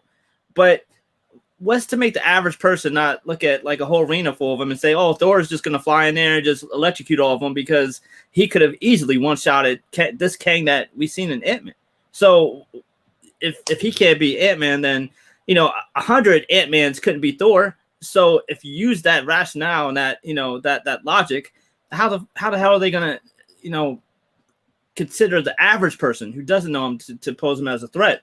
I mean, there's a lot of people who watch this film. We've seen some of them even in the chat who aren't really clear if they don't know the character. They don't even know what Kang's power set is. Like, they don't know what his suit can do. They don't even know how much of his power. They never clearly outlined that in this movie. They don't know what he can do. Like, they don't know how strong he is. They don't know. They don't know. He comes across like the one and done MCU villain that it's like, okay, that was good, but wait, he's going to be the main guy. No, he seems like the guy that he gets beat in one movie and then you move on. That's what, as well as the acting. And now my question for both of you guys is, given the way this movie, yes, there are positives about the movie overall, but when we're talking about within the context of Kang and how he was handled and how his character was understood or not, and what that means moving forward. And this was something they even talked about, like, John Campy even talked about this, and it was completely valid. And I was thinking the exact same thing. Are you comfortable with the fact that the guy who wrote this movie is the writer for Avengers Kang Dynasty? Because I'm not. Because I don't think he fully understands the character. His biggest writing credentials, and I'm not knocking the guy as like, oh, you're a bad writer. I just don't think he's necessarily the right guy for this yet. His biggest writing credits are a couple years writing for the Jimmy Kimmel Show and then doing a handful of episodes of Rick and Morty before this. Like, this is like his first like feature film. Mm-hmm. And I don't think he understands the character. And given the trajectory that we've been given from this movie, I am very concerned with them pulling off an Avengers movie, a Kang Dynasty event. It's not Ant-Man. That's an Avengers movie. Having somebody with such little experience and apparent knowledge of the character makes me very nervous for that movie now. It's not so much the writing that has me nervous of it, because I feel like if Feige was like, no, this dude's more powerful, he'll make it more powerful. So I want to believe that in this movie. Well, that's what I feel is like the MCU way now. Like, you can't just show him powerful first. You got to build up towards it. I feel like Thanos was a complete, anomaly in that they let him be much closer to his, power level than many of the other MCU characters get to be, including Thor. Like, look at the progress of Thor. Like, it took, almost a decade for Thor to be, in the movies now closer to what he is in the comics. Whereas, Thor in his first movie, I don't know is anywhere near where he should have been, and has trouble, he had trouble fighting, Iron Man. So it's tough. It's like, I don't know. I'm hoping that it's not like he's completely left on his own to write this, and that Feige, like, maybe the idea was to have him seem not as big a threat in this, and then show like, oh, but this version of him or whatever. I don't know. It's really interesting and frustrating because there's a whole film coming. If this was it, I'd been pissed. But there's a whole film that is kind of like wait and see, or maybe this is just so that way when we see, another Kang at his full potential, then here we go. But yeah, it's really how much more do you think we're going to see? How much more do you think we're going to see Kang before Kang Dynasty? Like, I don't know. As far as I know, he's not going to be another main villain in another film before Kang Dynasty. I don't know how much it. I don't think I don't think he. Well, he's going to be in Loki, but I don't think that he has to be basically a Are we just it's just post-credit scenes? Yeah, I think. But see, but here's the thing: it's gonna be rough to build him back up, though. It's going to be definitely rough to build that up. The frustrating and scary thing here is like, God damn. Appreciate this super chat. Thank you for this. Hold on really quick, Vinny. Thank you for this super chat, Rockamon Chris. They already have a blueprint on what works and what doesn't based on the books. Granted, no, not everyone transfers from books to movie well, but still, Game of Thrones is not a perfect example of what happens when you stay too far or you stray too far away from source material. Yeah, bro. I mean, it's that's the thing is like we don't have the expect. And thank you for the $50 super chat, man. I appreciate that. Yes. But that's what I'm saying. Like we don't necessarily need to have something that's a direct derivative of the comics. But at the same time, if the source material was good and these villains, you have to make good. It's like they set a bar with Thanos that was so fucking high, bro. That's the thing. Like they set a bar with Thanos that's super high that shows that they can do it right. And the frustrating thing is we want them to maintain that because we all love Kang, but I swear if they fuck up Doom. Yeah, right. Like the thing is, even if you take away the source material that we have knowledge from going into these movies, the storytelling deficiencies as related to Kang's character in this movie still hold up, even if you don't know anything about the character. The fact that he used telekinesis early on, like flung MODOK across the way, and then didn't use that again against Scott. The fact that his beams incinerated people, but then just bounced off Scott's chest, like knocked him over, but didn't, actually kill him.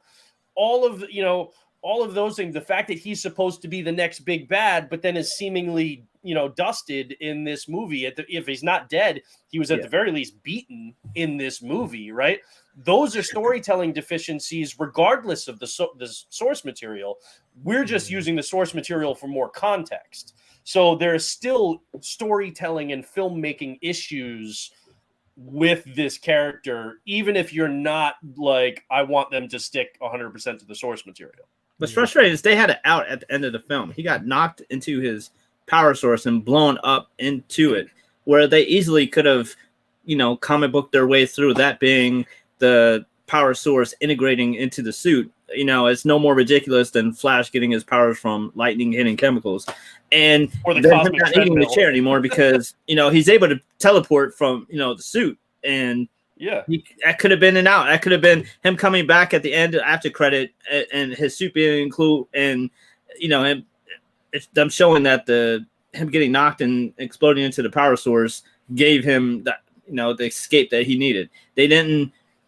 It's just going to be frustrating because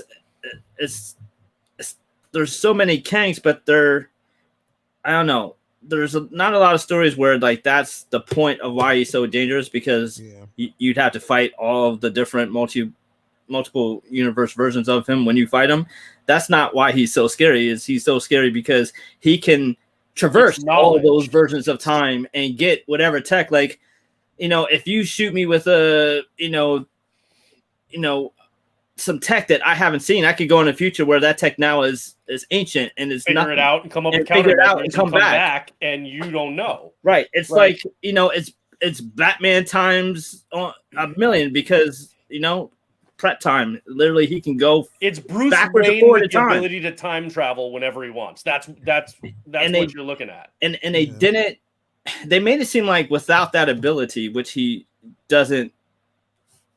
I don't know. They didn't really give him that ability at all here. So I'm not really sure. I mean, obviously, it's like that ability is negated by the quantum realm, and him getting out lets him be at full power. But I guess we can also see that too. You can't give us half a dozen different nerfed versions of Kang and then expect us by the seventh one to take him seriously as the big threat, right? You can't. It's like, he's a little bit better there, but he's still not. Oh wait, now we're at the real one. No, audiences don't trust me. That. If the Avengers win at the end of Infinity War, when they go to fight him at Endgame, and they're sitting there like, oh shit, here we go. You are shitting in your pants with Cap, Tony, and Thor because you know that they might not fucking make it. But if Avengers win at the end of Infinity War, when they're on that ledge looking at Thanos, you're not worried at all. Yeah. It's we already beat this storytelling. guy once. We'll do it again. But if you Exactly. walk It's through him like the first so. time, It's like that's I why I don't know think if Kang should have won in this movie and Scott should have been killed, or at the very least, like near death, and Wasp and Cassie drag him out and escape somehow, but stop Kang from getting the power core to be able to get out of the quantum realm. But then they're like, he's gonna find a way, and we got to figure out how to stop this guy, something like that. But it was a missed opportunity, and that was, yeah. It was a letdown for me. Like I said, I don't hate the movie, but don't blow my skirt up. So, with that being said, people draw your own conclusion. But at the same time, we're not here to bash the film, because I'm definitely not, because I thoroughly enjoyed it. Definitely enjoyed it more than Thor: Love and Thunder and some of the bullshit that we've gotten lately. I enjoyed it for what it was. I still want Luis back. Yeah, a lot of people do. But again, I just say basically see it and draw your own conclusions. We'll take it from there. Now, in the interest of time, Vinny, I was going to talk not about the trailer, but just about the influence of the trailer to Flash. Yes. But we're already running into like almost what? Well, I mean, we got a little bit of time before. Yeah. So I'm not going to go into. So you've seen. So all right. So let me ask you a question, Vinny. Because you already know certain things about this film, you know what I mean? There's things that you already been privy to. You just haven't, you haven't seen too much about it. But so if I pull something like, let me see here, I'll say, if I did something like this, is that spoiling anything for you? Nah, all these are things I've seen. Basically, like a lot of the big moments from the trailer, people have I've seen.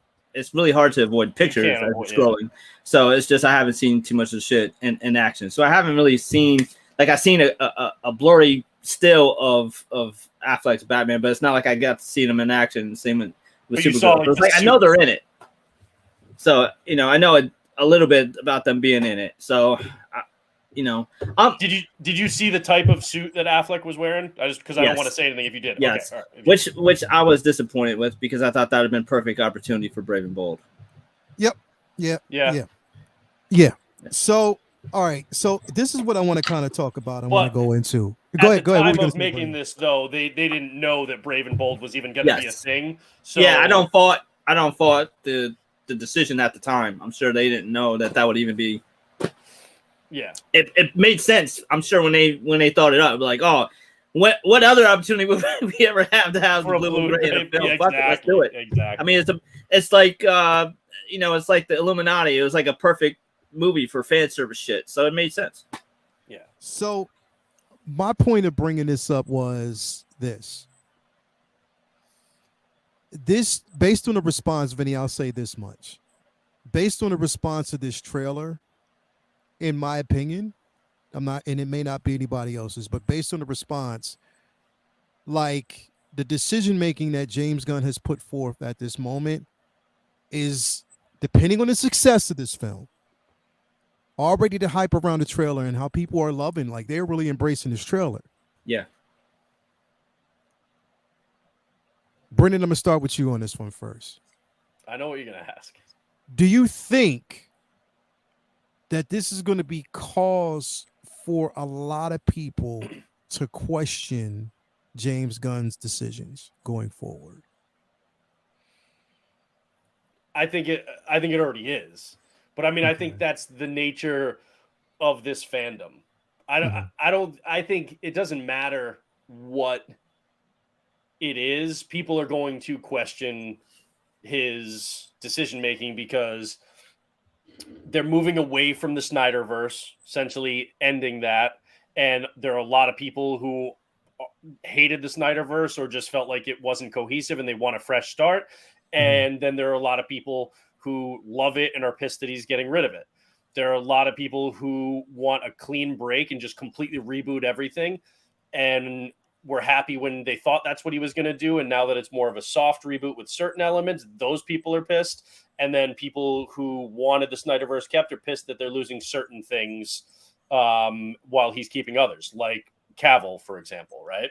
So no matter what, there are going to be people. That's just the nature of this fandom. As far as this movie goes, people are seeing choices that are being made in this movie, and then there are going to be things that people absolutely love from this movie that aren't really kept moving forward, and they're going to be pissed because they're like, wait a minute, this was great, and it was in probably $1 billion movie, and you're going to get rid of it. And then there are going to be other things that they like about this movie, or maybe they hate about this movie, that he's going to keep, because we have no idea what coming out of this movie is going to be kept, right? If everybody that goes to see this movie absolutely loves Sasha as Kara Zor-El, right? And then we find out that she's not going to be the Kara that we get in Woman of Tomorrow, those people are going to be pissed. Yeah. So ultimately, there are going to be a lot of pissed off fans that come out of this. It's just going to come down to how many aren't pissed and how much money it makes.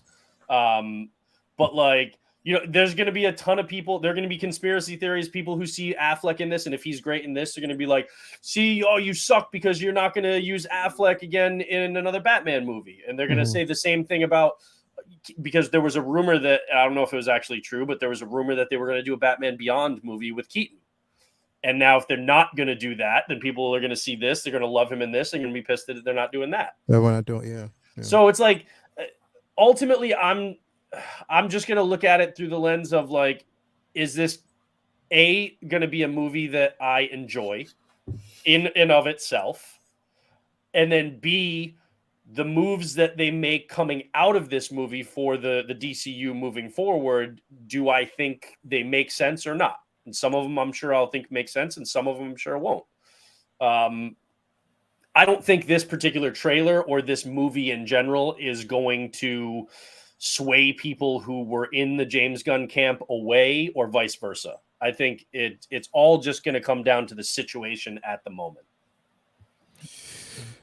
That's definitely yeah, that's a good answer, bro. Like I think it's, because of the fandom and the way it is right now, it's gonna, I mean, people have, I don't think this movie, honestly, this trailer has done anything else other than what has already been done when it comes to fandom, because people are already erring on the side of they don't like, this person, they don't like the interpretation, so we know that's where it's at right now. So we get that. Mind you, none of this movie was decided by Gunn. Like, what they do moving out. There you go. That looks better than it did in the movie.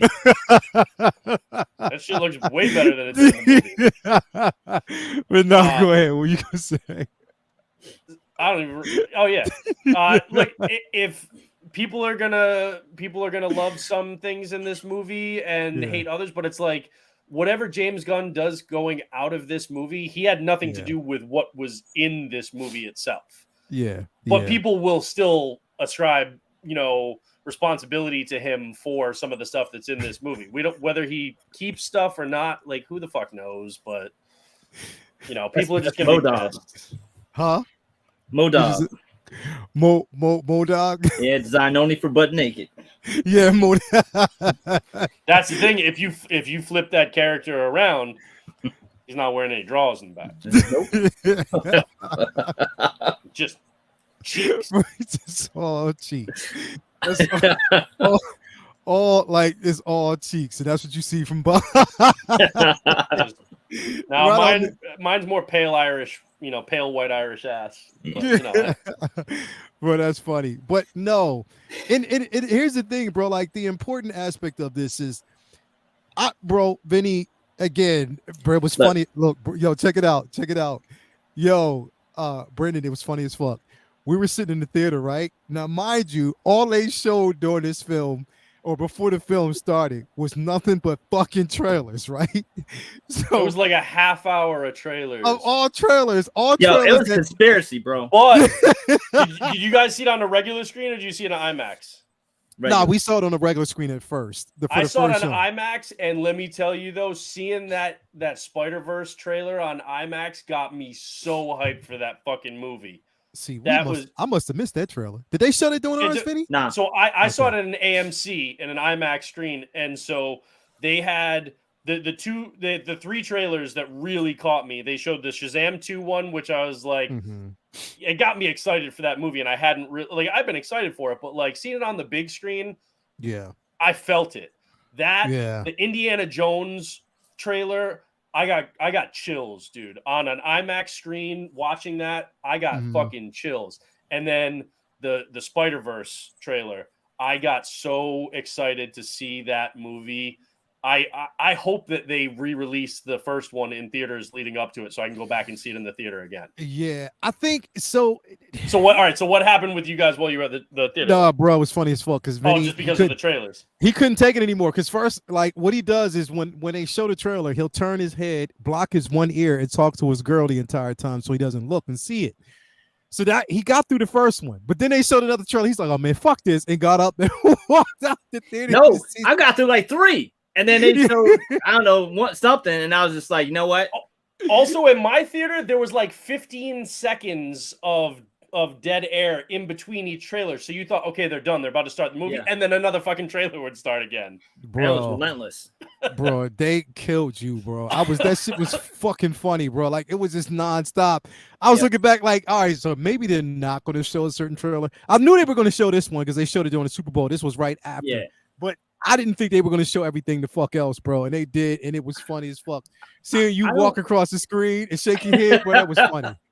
That Fast X trailer on a big screen. God damn. Bro, shit was fucking hilarious, man. It was hilarious. But the thing is, it's like I'm making this point because this film or the trailer itself, for people who have seen it, there's a lot of potential from it. I was actually happy.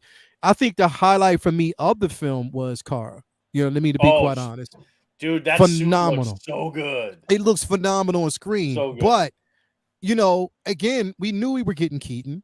You know, we knew we were actually going to get Ben Affleck. We knew we were going to get the Flash. Now, mind you, I don't know after this film. All right, let me ask this question. I'm just going to throw it out there. And I'm going to throw it out to you out in the chat, too, because this is an important question.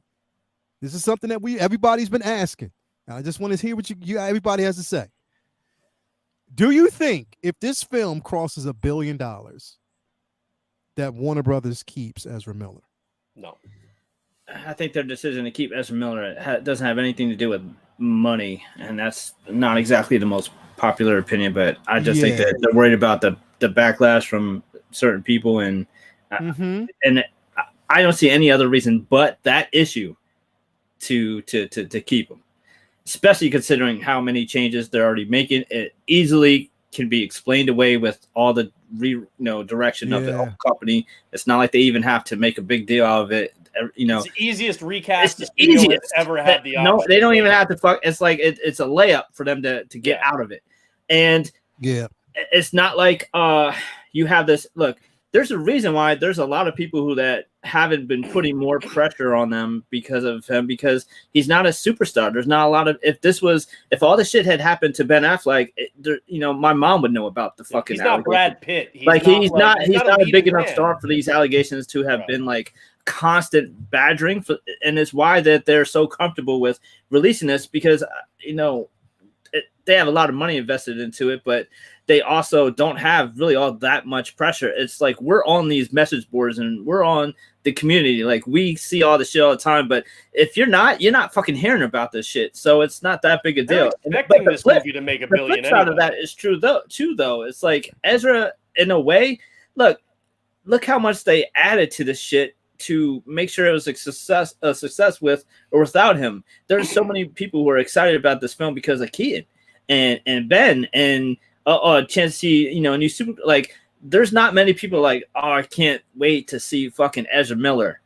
He's not literally nobody is. No one's saying that. Like it's like they knew that all they had to do to make this a hit is this film has several goals, but the most important goal of it is to facilitate a reboot, to give people kind of like a swan song for the Snyderverse by throwing in Affleck and at the time Cavill and Gal one more time, and then use that to like, here you go, ta-da, like, you know, curtain call and get out and reset it how they wanted to. That's the way it would have been even if they didn't bring in Gunn, like they still wanted to reboot shit. So this was coming out regardless, and I just aside from the heat that they would get from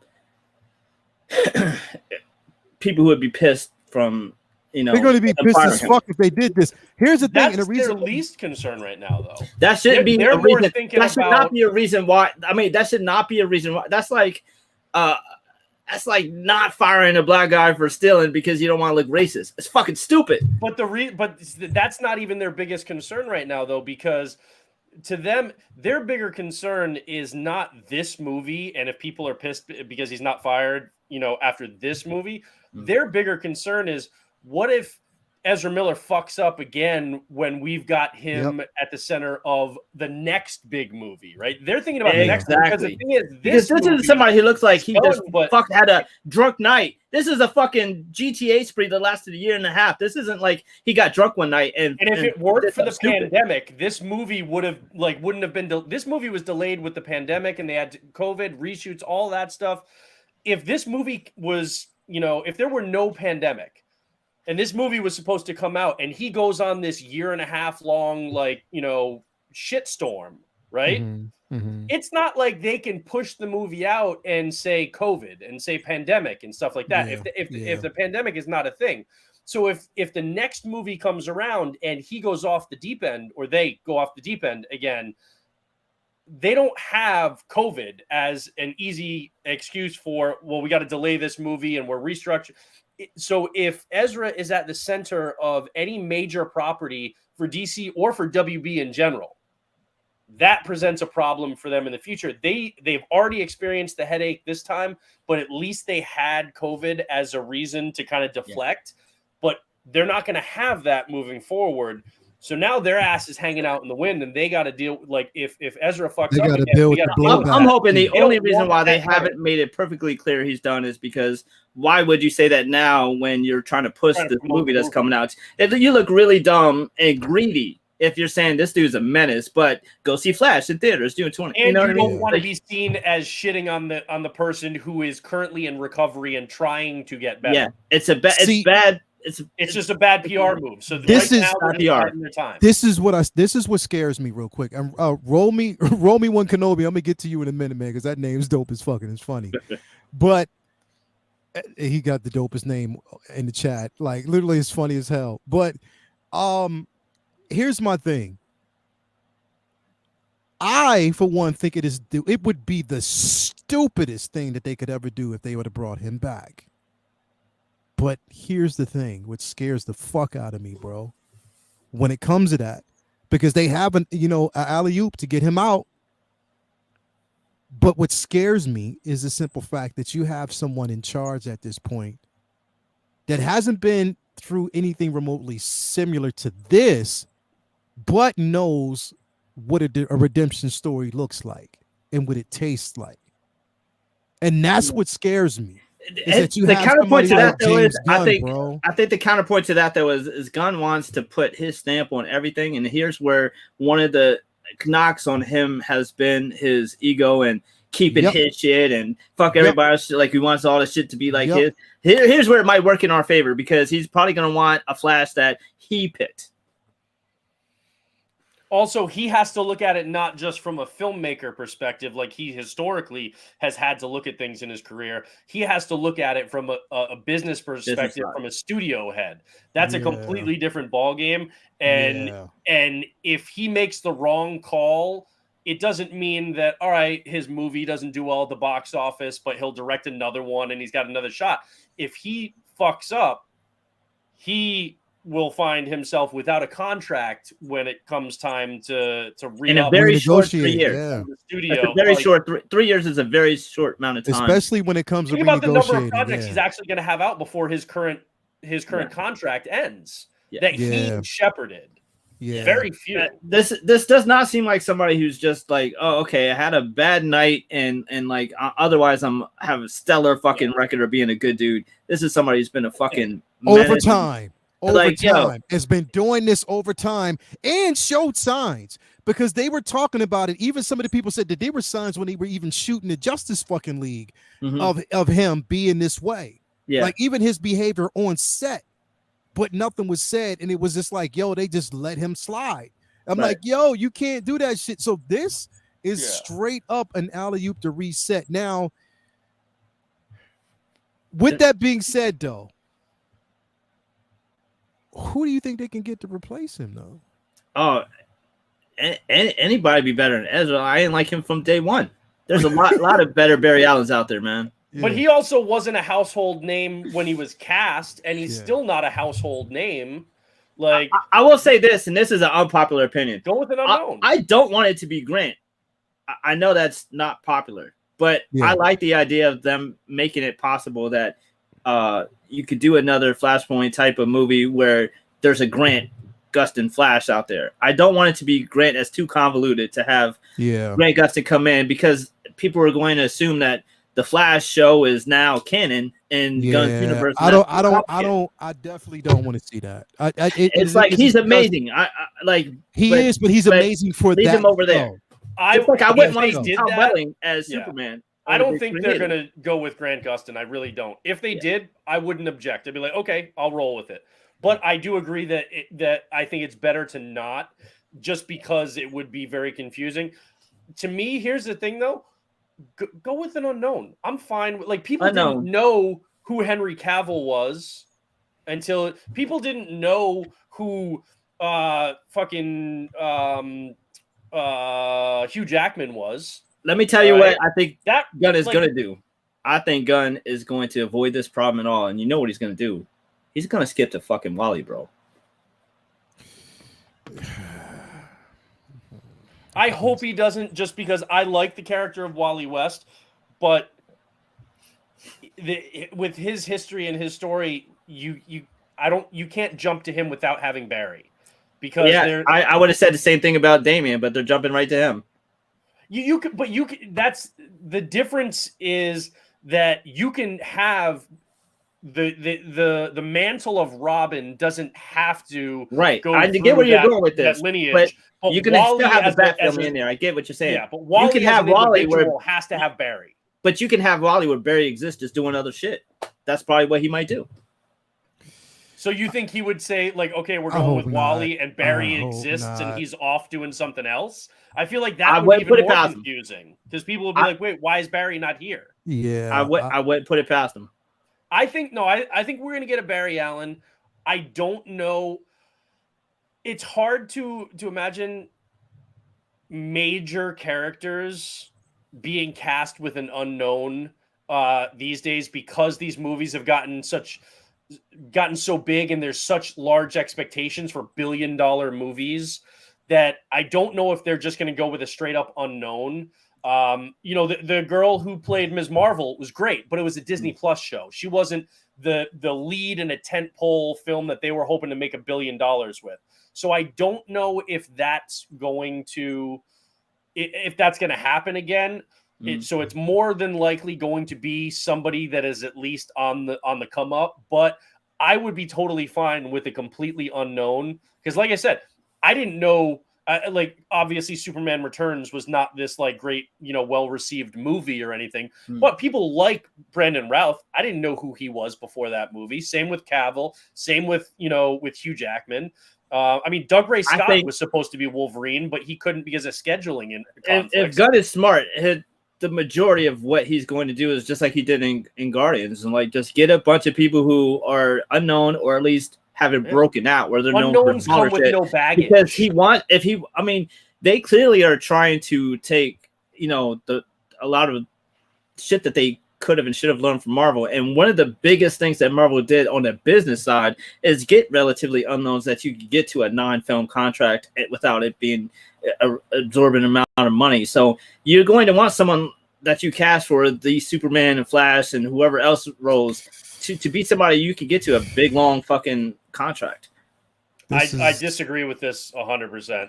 You haven't been seeing the LGBTQ community rallying around Ezra to be kept on this. There's some that have, not like WB. Like, I'm not saying not to the level that it's I'm saying that's the only thing that might keep his ass. That's it.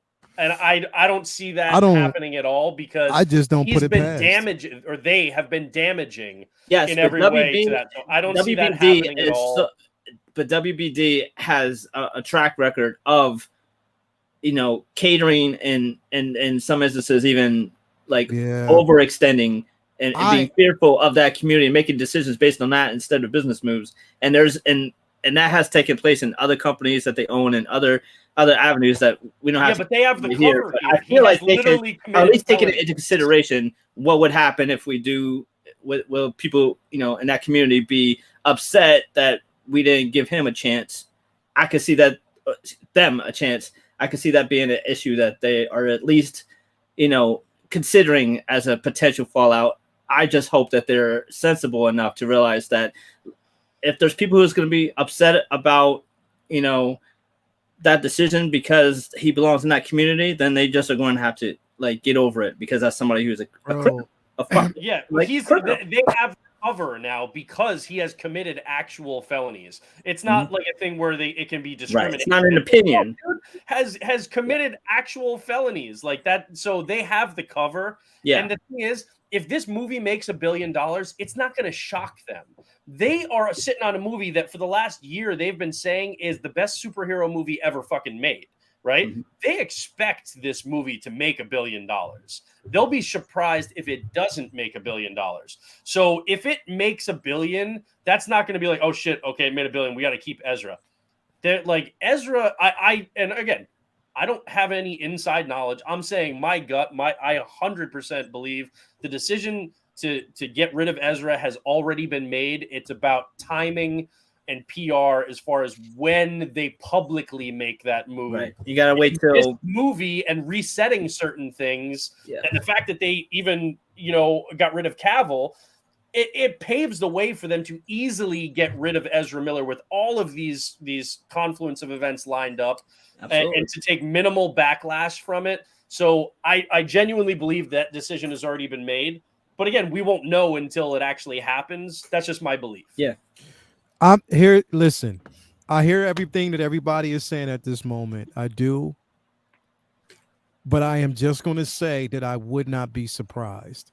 Honestly, as much as I don't want him back, I would not be surprised. A lot of people said the same thing. We didn't think that they were going to. Again, I'm just looking at a lot of bonehead decisions that have been made thus far. Mm-hmm. Yeah. A lot of decisions that they felt as though they needed to make, and I can understand a reboot, but a lot of things that weren't really, really fully fleshed out, and there's no level of understanding there, and it doesn't make sense. I would not be surprised. And as much as we basically say this, I would not be surprised if they turn around and bring this fool back. I'm just saying, don't be surprised. It would be a fucking shock if they did something like that. Don't be surprised, because it can happen. It can definitely happen. It's a space where it can happen. And the thing is, it's like, again, we have to look at other people that were in the same, almost similar predicaments where they did commit felonies and yet they were given a second chance and they did it. So again, I would not be surprised to see, especially the only thing is living in this time period is totally different, where cancel culture is extremely high and they're willing to close out anybody at any given time. But again, I don't know. People could rally behind this dude based on his performance. WB can actually see it and see it. It's like plus a cash cow based on word of mouth that everybody loves it, this, that, and the third. Who knows? Hopefully they're smart enough to realize that all the reasons why this might break that billion is not because of Ezra. It's because people want to see the Flash. People want to see the Flash character on the screen. They've been wanting the Flash movie for a long time. He's in. They want to keep Batman. They want to see Affleck back as Batman. It's not. No one's going because of Ezra. You keep though, but you keep associating smart with the WB, bro.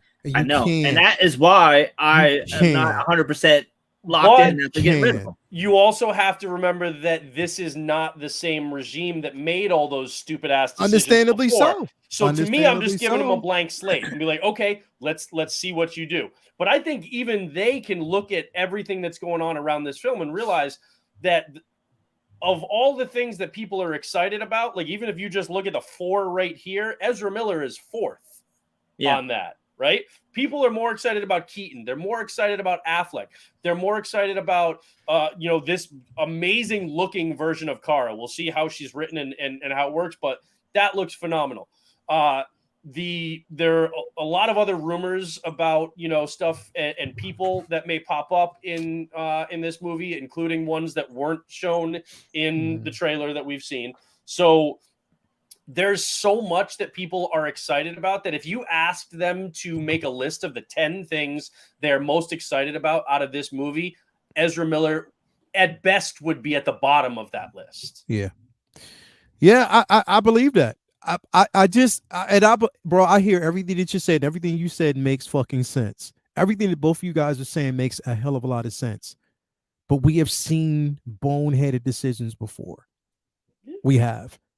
The bonehead decision, I don't give a hell. I don't give it, because here's the thing. It wasn't the old regime that made the bonehead decision to allow Henry Cavill to get on live TV and say that he was coming back. It wasn't the old regime. It was this one that allowed him to do that, and only to walk that shit back once they hired James Gunn. Part of this one. Yeah. Is that, you know what I mean? So that's what I'm saying. Like that, we've seen boneheaded mistakes made before. I wouldn't be surprised if they did shit like this, even though I'm like, yo, if they make that announcement, bro, I would laugh my ass off and be like, wow, just be ready for a shitstorm to come your way. Like literally. So I don't know. We just have to see. I'm excited to see Keaton. I'm excited to see Ben Affleck one last time. And I'm excited to see Carr. That's basically where I'm at right now. Whoever, dude, how good does that suit look? Exactly. Even Michael Shannon coming back as Zod. I'm excited about that. So again, we just have to actually see going forward. But I don't know. We've seen stupid ass decisions before. Let's just hope they don't make the same mistake yet again. What I want to move on to now to close the show out with is this: The Last of Us episode 6. Man, like fucking good. Fucking, you know what? Pedro Pascal, man, I'm gonna punch him in his face because he always brings a tear to my eye because of his expression. And what brings a tear to my eye is knowing that this is the iteration that they're going with, which even makes me so fucking like, bro, I don't even listen. I don't know if I want to watch season 2. I'm just scared to. I'm leaving. I can't wait. I'm scared to, bro. I'm scared to, because the thing is, it's like again, without giving too much away for people who haven't played the game, I'm just scared too, because it's just whatever. But this episode was so dope. Was so glad to see Regina Wesley in this. People don't really know her from, she's been in so many different. She was in what was the vampire show called? The movie called True Blood. True Blood. She was in True Blood. And I was so glad that in a minute. It was dope. Yeah. Well, she's actually been on this she was on a show on Oprah's Own. Okay. Yeah, so it's a show that she was on there. It was doing pretty good, but yeah, to see her on this, I was excited about this. But yeah, like this episode, and here's the thing, is like they are showing you how a show from a video game adaptation type of thing can do well with strong writing, good acting, and not a lot of action that we would want to see, but telling a really, really good story. And that's what I loved about this episode. It was character driven. It was heart-wrenching.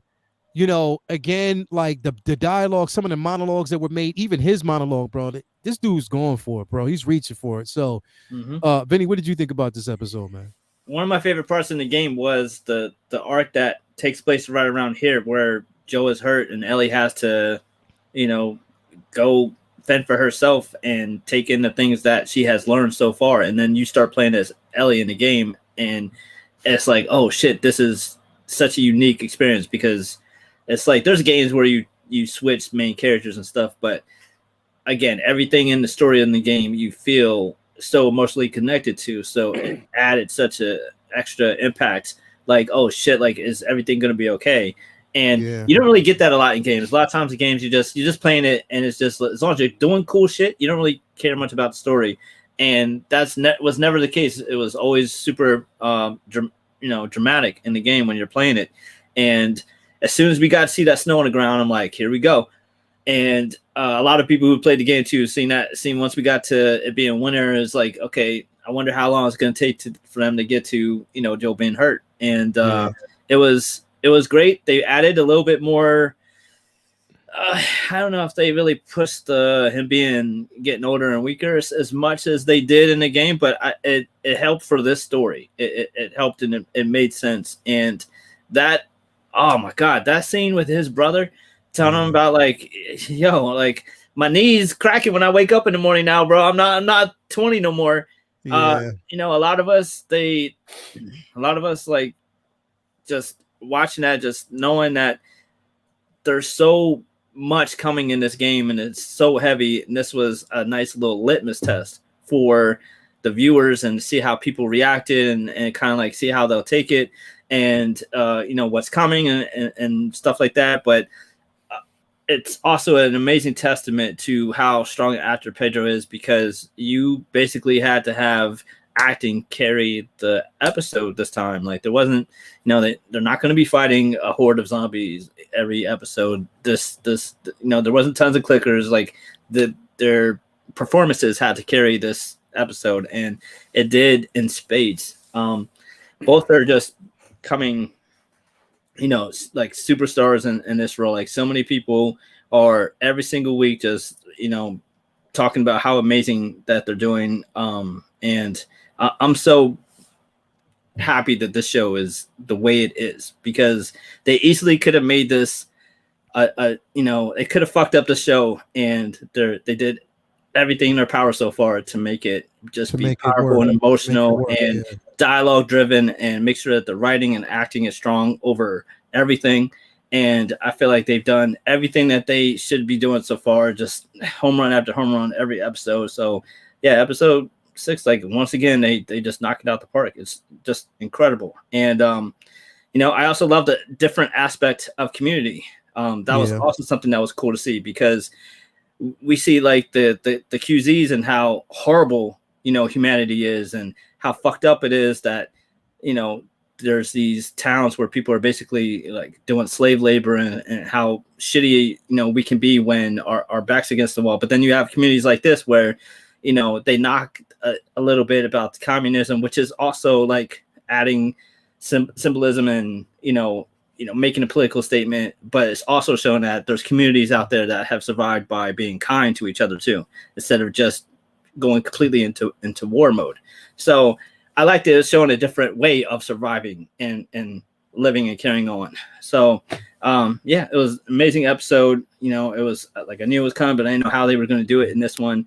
When he got to the fireflies and that university, it was just so cool to see all that shit again. And I just, and shout out to the set designers, like to take that whole university and just make it look that fucked up. It's like, that's not just going into like a house and throwing mold around and making it wet. It's like, that's the whole fucking building that they had to make look like shit. Like it's very impressive what they're doing in this show. I loved it. Yeah, definitely. They killed it. Brendan, I know you were crying like a bitch when you saw this episode. What did you think about it, man? Man, dude, this was the show is just so fucking good. Like it's hard to say it better than that. It's just the thing that that scene with Pedro, and I also love Gabriel Luna. He was Robbie Reyes. He was Ghost Rider on Agents of S.H.I.E.L.D., right? Yeah. And he didn't try to steal it. He just sat there and listened. He is a really good, underappreciated actor. And just even the hurt on his face and his response when Joel says, "We'll see," about how good of a father you're going to be. Like, it's really, that's what you're going to say to your brother. that scene with Joel was so powerful because he was showing the vulnerability, but it wasn't just like, yeah, there's like, he's getting older and stuff, but he wasn't complaining about his knees or something like that. And even when he said, he was too deaf in one ear to hear them sneak up on him. That's part of that, though. Yeah. Yes, there was a physical shortcoming that, but he wasn't really telling Tommy that the knees or the hearing was why he was not the right person to take her, and why he wanted Tommy to take her. It was more because he was admitting that he actually cares about her now. And because he cares about her, he was afraid to lose her the way he lost Sarah.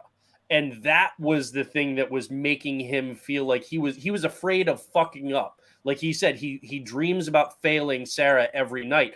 He didn't want to lose Ellie because he started to care about her.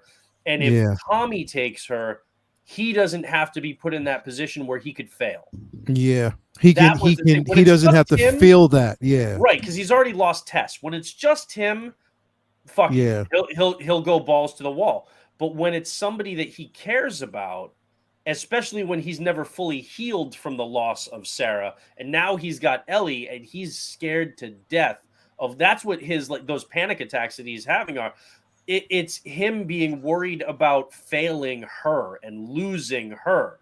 That's why he was so scared when that dog, which was a great scene, by the way, when the dog is coming up to try and tell if she's infected. That shit scared the fuck out of me, bro. I was like, right. You're like, oh my God, what the fuck is going to, because you're thinking, oh my God, like, either like she's going to get attacked. And then if she's going to get attacked, it means we're going to have to see a dog get killed. And nobody wants to see that. So, like it was a very emotional episode. I loved the old couple at the beginning that just did not give. Oh, they were so fucking funny.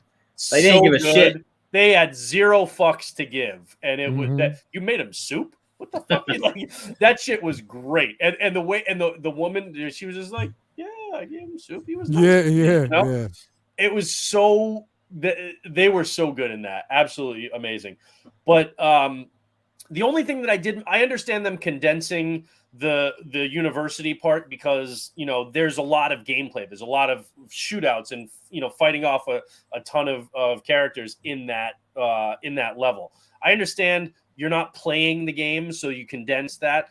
I did miss the moment with the giraffes because that was a really cool character moment with Joel and Ellie in the game that I wish they had kept in the, it has nothing to do with gameplay. It's just, I wish that character moment, that connection between them would have been kept in this episode. But like, I understand why they condensed it. It's just, that was my one thing that I missed. But the episode itself was amazing. That vulnerability that I think this is his like Emmy nomination episode. That vulnerability that he showed, I loved. I mean, when they walked up and she's like, damn, at the dam, like that was funny. That was hilarious. But I also, this was a nod to the game that they made, that nobody's going to pick up on this unless you played the game, and probably unless you played the game multiple times. And it is the hydroelectric dam. And when she asks him, and he's like, don't ask me how the fuck it works. I have no idea. She's like, you could have just made something up and I would have believed you. In the game, if you played that in the game, Joel tries to BS an explanation for hydroelectric power. And Ellie looks at him, she's like, you know what the fuck you're talking about. And he's like, I was just trying to, I know what it does. I don't know how it does it. Fuck. Right. It was just a kind of funny thing where she's saying, you could have made something up and I would have believed you. But in the game, he did make something up and she called him out for just being. It was just a fun juxtaposition of what they did in the game. But it was a nice little Easter egg for anybody that did play the game, that you'd know, oh, they flipped that on purpose. But it was just to show the kind of ball busting, but like, familial nature that their relationship has. And so it was a really good way of changing something in the game, but doing it so that it achieves the same effect and you appreciate that they did make that change. So little things like that just showed how good they've done with this, and where they cut it off with him falling down off the horse and stuff was perfect, because that's the perfect time to do the Left Behind DLC as like a flashback, because it jumps in time ahead while Joel is injured in the game, and then you get to the whole part where she's hunting in the snow, and David and their whole group. So that was perfect, because now we can do the flashback episode, which I think we'll probably see Ashley Johnson as her mother, who played the character of Ellie in the games, the voice character. So I think we'll probably see her in this next episode, and then we'll see Troy Baker, who played Joel in the game, in the following episode once they make it to David and his crew and everything. So the way they mapped out this whole season, it literally, they're mapping out the levels of the game per episode and doing it in such a way that it's like, okay, we know, I know exactly what's coming. I know that like Left Behind is the next episode. David is the episode after that. Firefly is the episode after that. Like, you know, the progression, and it works. They just mapped it out. You know, you're always worried, like, are they gonna, like, every Disney Plus show, we're like, how are they gonna wrap all this up in one like 40-minute finale that they've got coming up? And you're like, there's no way they have enough time to do all of the way they've mapped out this show. They're showing you that it can be done. You can see it, because we were like, oh, 9 episodes. I feel like this could have been so much more. And now I'm like, shit, 9 episodes. That was or 10, because they actually combined the first 2 at the last minute to decide to do a 2-hour like premiere. But like 10 episodes, you're like, they nailed it. The pacing, the way they mapped this out, they did it perfectly. And I was like, oh, it didn't need to be longer. I would have watched more episodes if they made them, but fuck, they nailed it. Yeah. I mean, bro, it's just the raw, you know, sincere emotion with these characters, and you know, like, again, if you haven't played the game, like, you're experiencing the same level of emotion from a person, even like the you know, when you know that he's experiencing like those panic attacks from, you know, and it's really getting to him, you know, when he's thinking about, you know, the loss of his daughter, or any type of fear that the way they demonstrate fear in this episode was phenomenal, bro. Like when he thought he saw, even though he knows she's been dead for 20 years, he thought he saw his daughter in that girl that was, you know, that was in that town square. Yep. And that triggered an attack for him, because again, that sense of loss. He thinks he sees her, then he realizes there's no way that could be her. That loss becomes fresh in his mind again, and then that ties to Ellie and the fact that he could lose her. And it's just it's all about trauma that he hasn't dealt with for 20 years, and he's afraid that he's going to get another heaping dose of it by losing her. And feeling responsible for it, right? And all that has been peppered in as fucking foreshadowing the whole season, from the first all the way up to this episode. Like, all the way through, there's been all these little signs that, like, once people who haven't played the game sees where we wind up at the end of the season, if they ever watch the show again, they'll be like, oh shit, when he did that, oh, when that happened, oh yeah, they were telling us. Yeah, they were definitely. It's just been masterful. It's just been absolutely masterful storytelling. That was the missed cast opportunity there. They've just, everything about this show has just been phenomenal. And like somebody mentioned in the chat, and Robert Meyer Burnett did say it earlier, this is definitely, at least in my opinion, the best video game to TV or film adaptation that's ever been made. It's not even close. It might be the best adaptation from any other medium to TV and film that has been made, like from poetry and books and anything else. It might be the best one medium to the next adaptation. Yeah, definitely. Stunningly amazing. We got a new channel member, Skillmonger, man. Thank you for coming on board, bro. I do appreciate that. Definitely, man. I mean, again, with this show, Waddy Down, like, they are killing it. Can't wait the next episode. For me, I'm just scared of next season in a good way. I'm just scared of it because I can't wait. The thing is, I just don't want to get myself attached to anybody. I'm just like, fuck that. I don't want to get attached to anybody at all. I'm Well, really this is interested. like Game of Thrones, like in The Last of Us, whether it's the Yeah. first game, the second game, don't get attached to characters Don't get because attached. you never know how long they're going to be around. In 1 minute, out at the next, like they're gone. So definitely, man. But anyway, guys, thank you for that. It's like we're 2.5 hours in on this show. Great conversation. Thank you guys for tuning in and everybody who hung with us tonight. Y'all created such a great space to have this conversation, and it was fun as always. Again, descriptions, or actually everybody's channel, their group, as far as Instagram, is in the chat or in the actual description here. So make sure you do go in and follow these guys as always. Vinny, what you got coming up, man? I got a comic book convention I'm working this weekend in Happy Valley Comic Con. That's State College, PA, basically Penn State. So if anybody's in the Penn State area, come on out and say hey. So I have to have some pics and stuff like that from that show. I've been looking forward to it, getting new pieces together for it. So I'm looking forward to just hanging out with fellow geeks and talking to people about art and comics and all that good stuff. So looking forward to having fun with that. I have just a bunch of other stuff that I'm working on. I should probably be releasing something new almost every day leading up to this weekend. And that's about it. That's enough. I'm gonna be busy with that, and then just looking forward to more Last of Us, and going from there, like getting ready, enjoying this nice little lull. We'll have Mando and everything like that soon. So that's right around the corner. That's about it.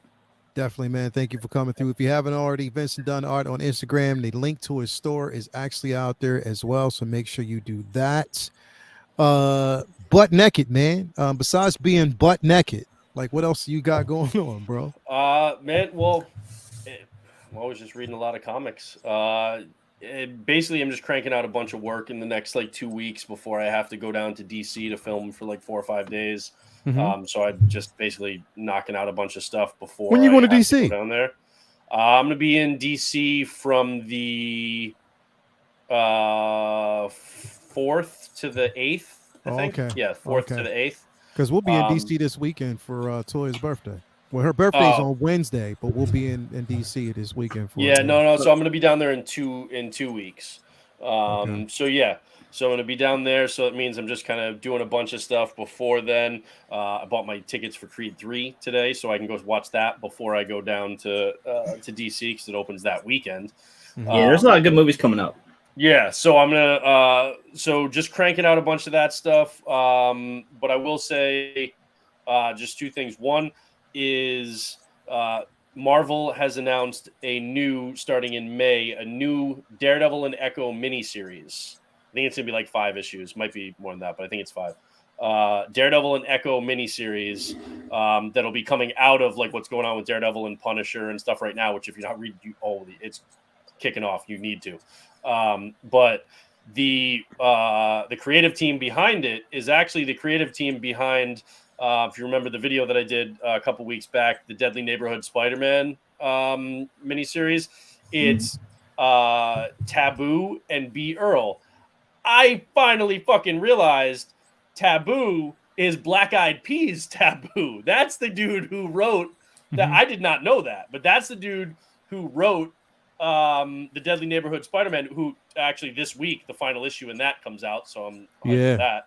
But Taboo and B. Earl are writing Daredevil and Echo coming out in May, so that's fucking awesome. And the other thing is related to the other video that I did a couple weeks back. Hitomi, just thought I'd pass this along as a nice story to everybody watching. So if you remember that that Image Comics miniseries Hitomi that I told you guys about in that video, the creator of that book, the writer, reached out to me. He saw it. He really liked and appreciated the video, and he's actually sending me some like rare variant cover copies of those books in the mail as kind of like a thank you for supporting indie creators and indie comics and stuff. So it's just a nice thing. A lot of these indie creators, writers, and artists, they love it and will oftentimes reshare and repost stuff that you guys, post on your Instagram and stuff about, loving, their work and stuff. I mean, Lael, how many times? I mean, you got a bunch of prints from David Mack, and I've posted stuff of David Mack's work, and he reshares practically everything. Yeah. Brian Michael Bendis does it, right? Like Mhm. these guys, these and girls, these creators, they appreciate when you The show love you love for put in- what yeah, they're doing. yeah. So it's cool if if you're reading something, you're like, damn, this is good. Look those writers up, look those artists up on Instagram, tag them, say, damn, I just read this. This dude crushed the art on this issue or this cover, or this variant, whatever. Like, do that. And they like to hear when fans support those those comic book creators. And so it's worth doing that. You get to, it's cool to be able to interact with the people that are writing and drawing these books that we are spending our hard-earned money on and reading all the time. So like I said, the creator of Hitomi, really, really good person, was really nice enough to mail me some books. So hopefully those will be in soon. And it just goes to show, just like, show some love to your favorite creators on social media, and make it a surprise. Yeah, definitely, man. If you haven't already, make sure you follow Butt Naked, aka Collector Without Fear, on Instagram. As always, thank you for being here. Everybody out there, have a nice evening. What's going on next? With not too much, I'll be celebrating Latoya's birthday this weekend. So if you're around on Wednesday, make sure you give her a shout out for her birthday. It's going to be, I'm actually going to probably shout her out on Wednesday's show. But again, and shout out to my guy, Jedi Kid, man. Get well, bro. Rest Feel up. better, bro. Make sure you good, man. Don't be trying to be out here doing too much, man. You just rest up and just make sure you comfortable, man. But anyway, don't hurt yourself going after the cheeks. Exactly, for the cheeks, bro. Like, you could lay down and accept some cheeks, but you just want to chill anyway. Thank you guys for being here as always, man. Again, have a great evening. Until next time, we will see you next week. Get you some comics, read. You know what I mean? Always keep yourself focused, man. We'll see you next week. As always, peace, love. We out.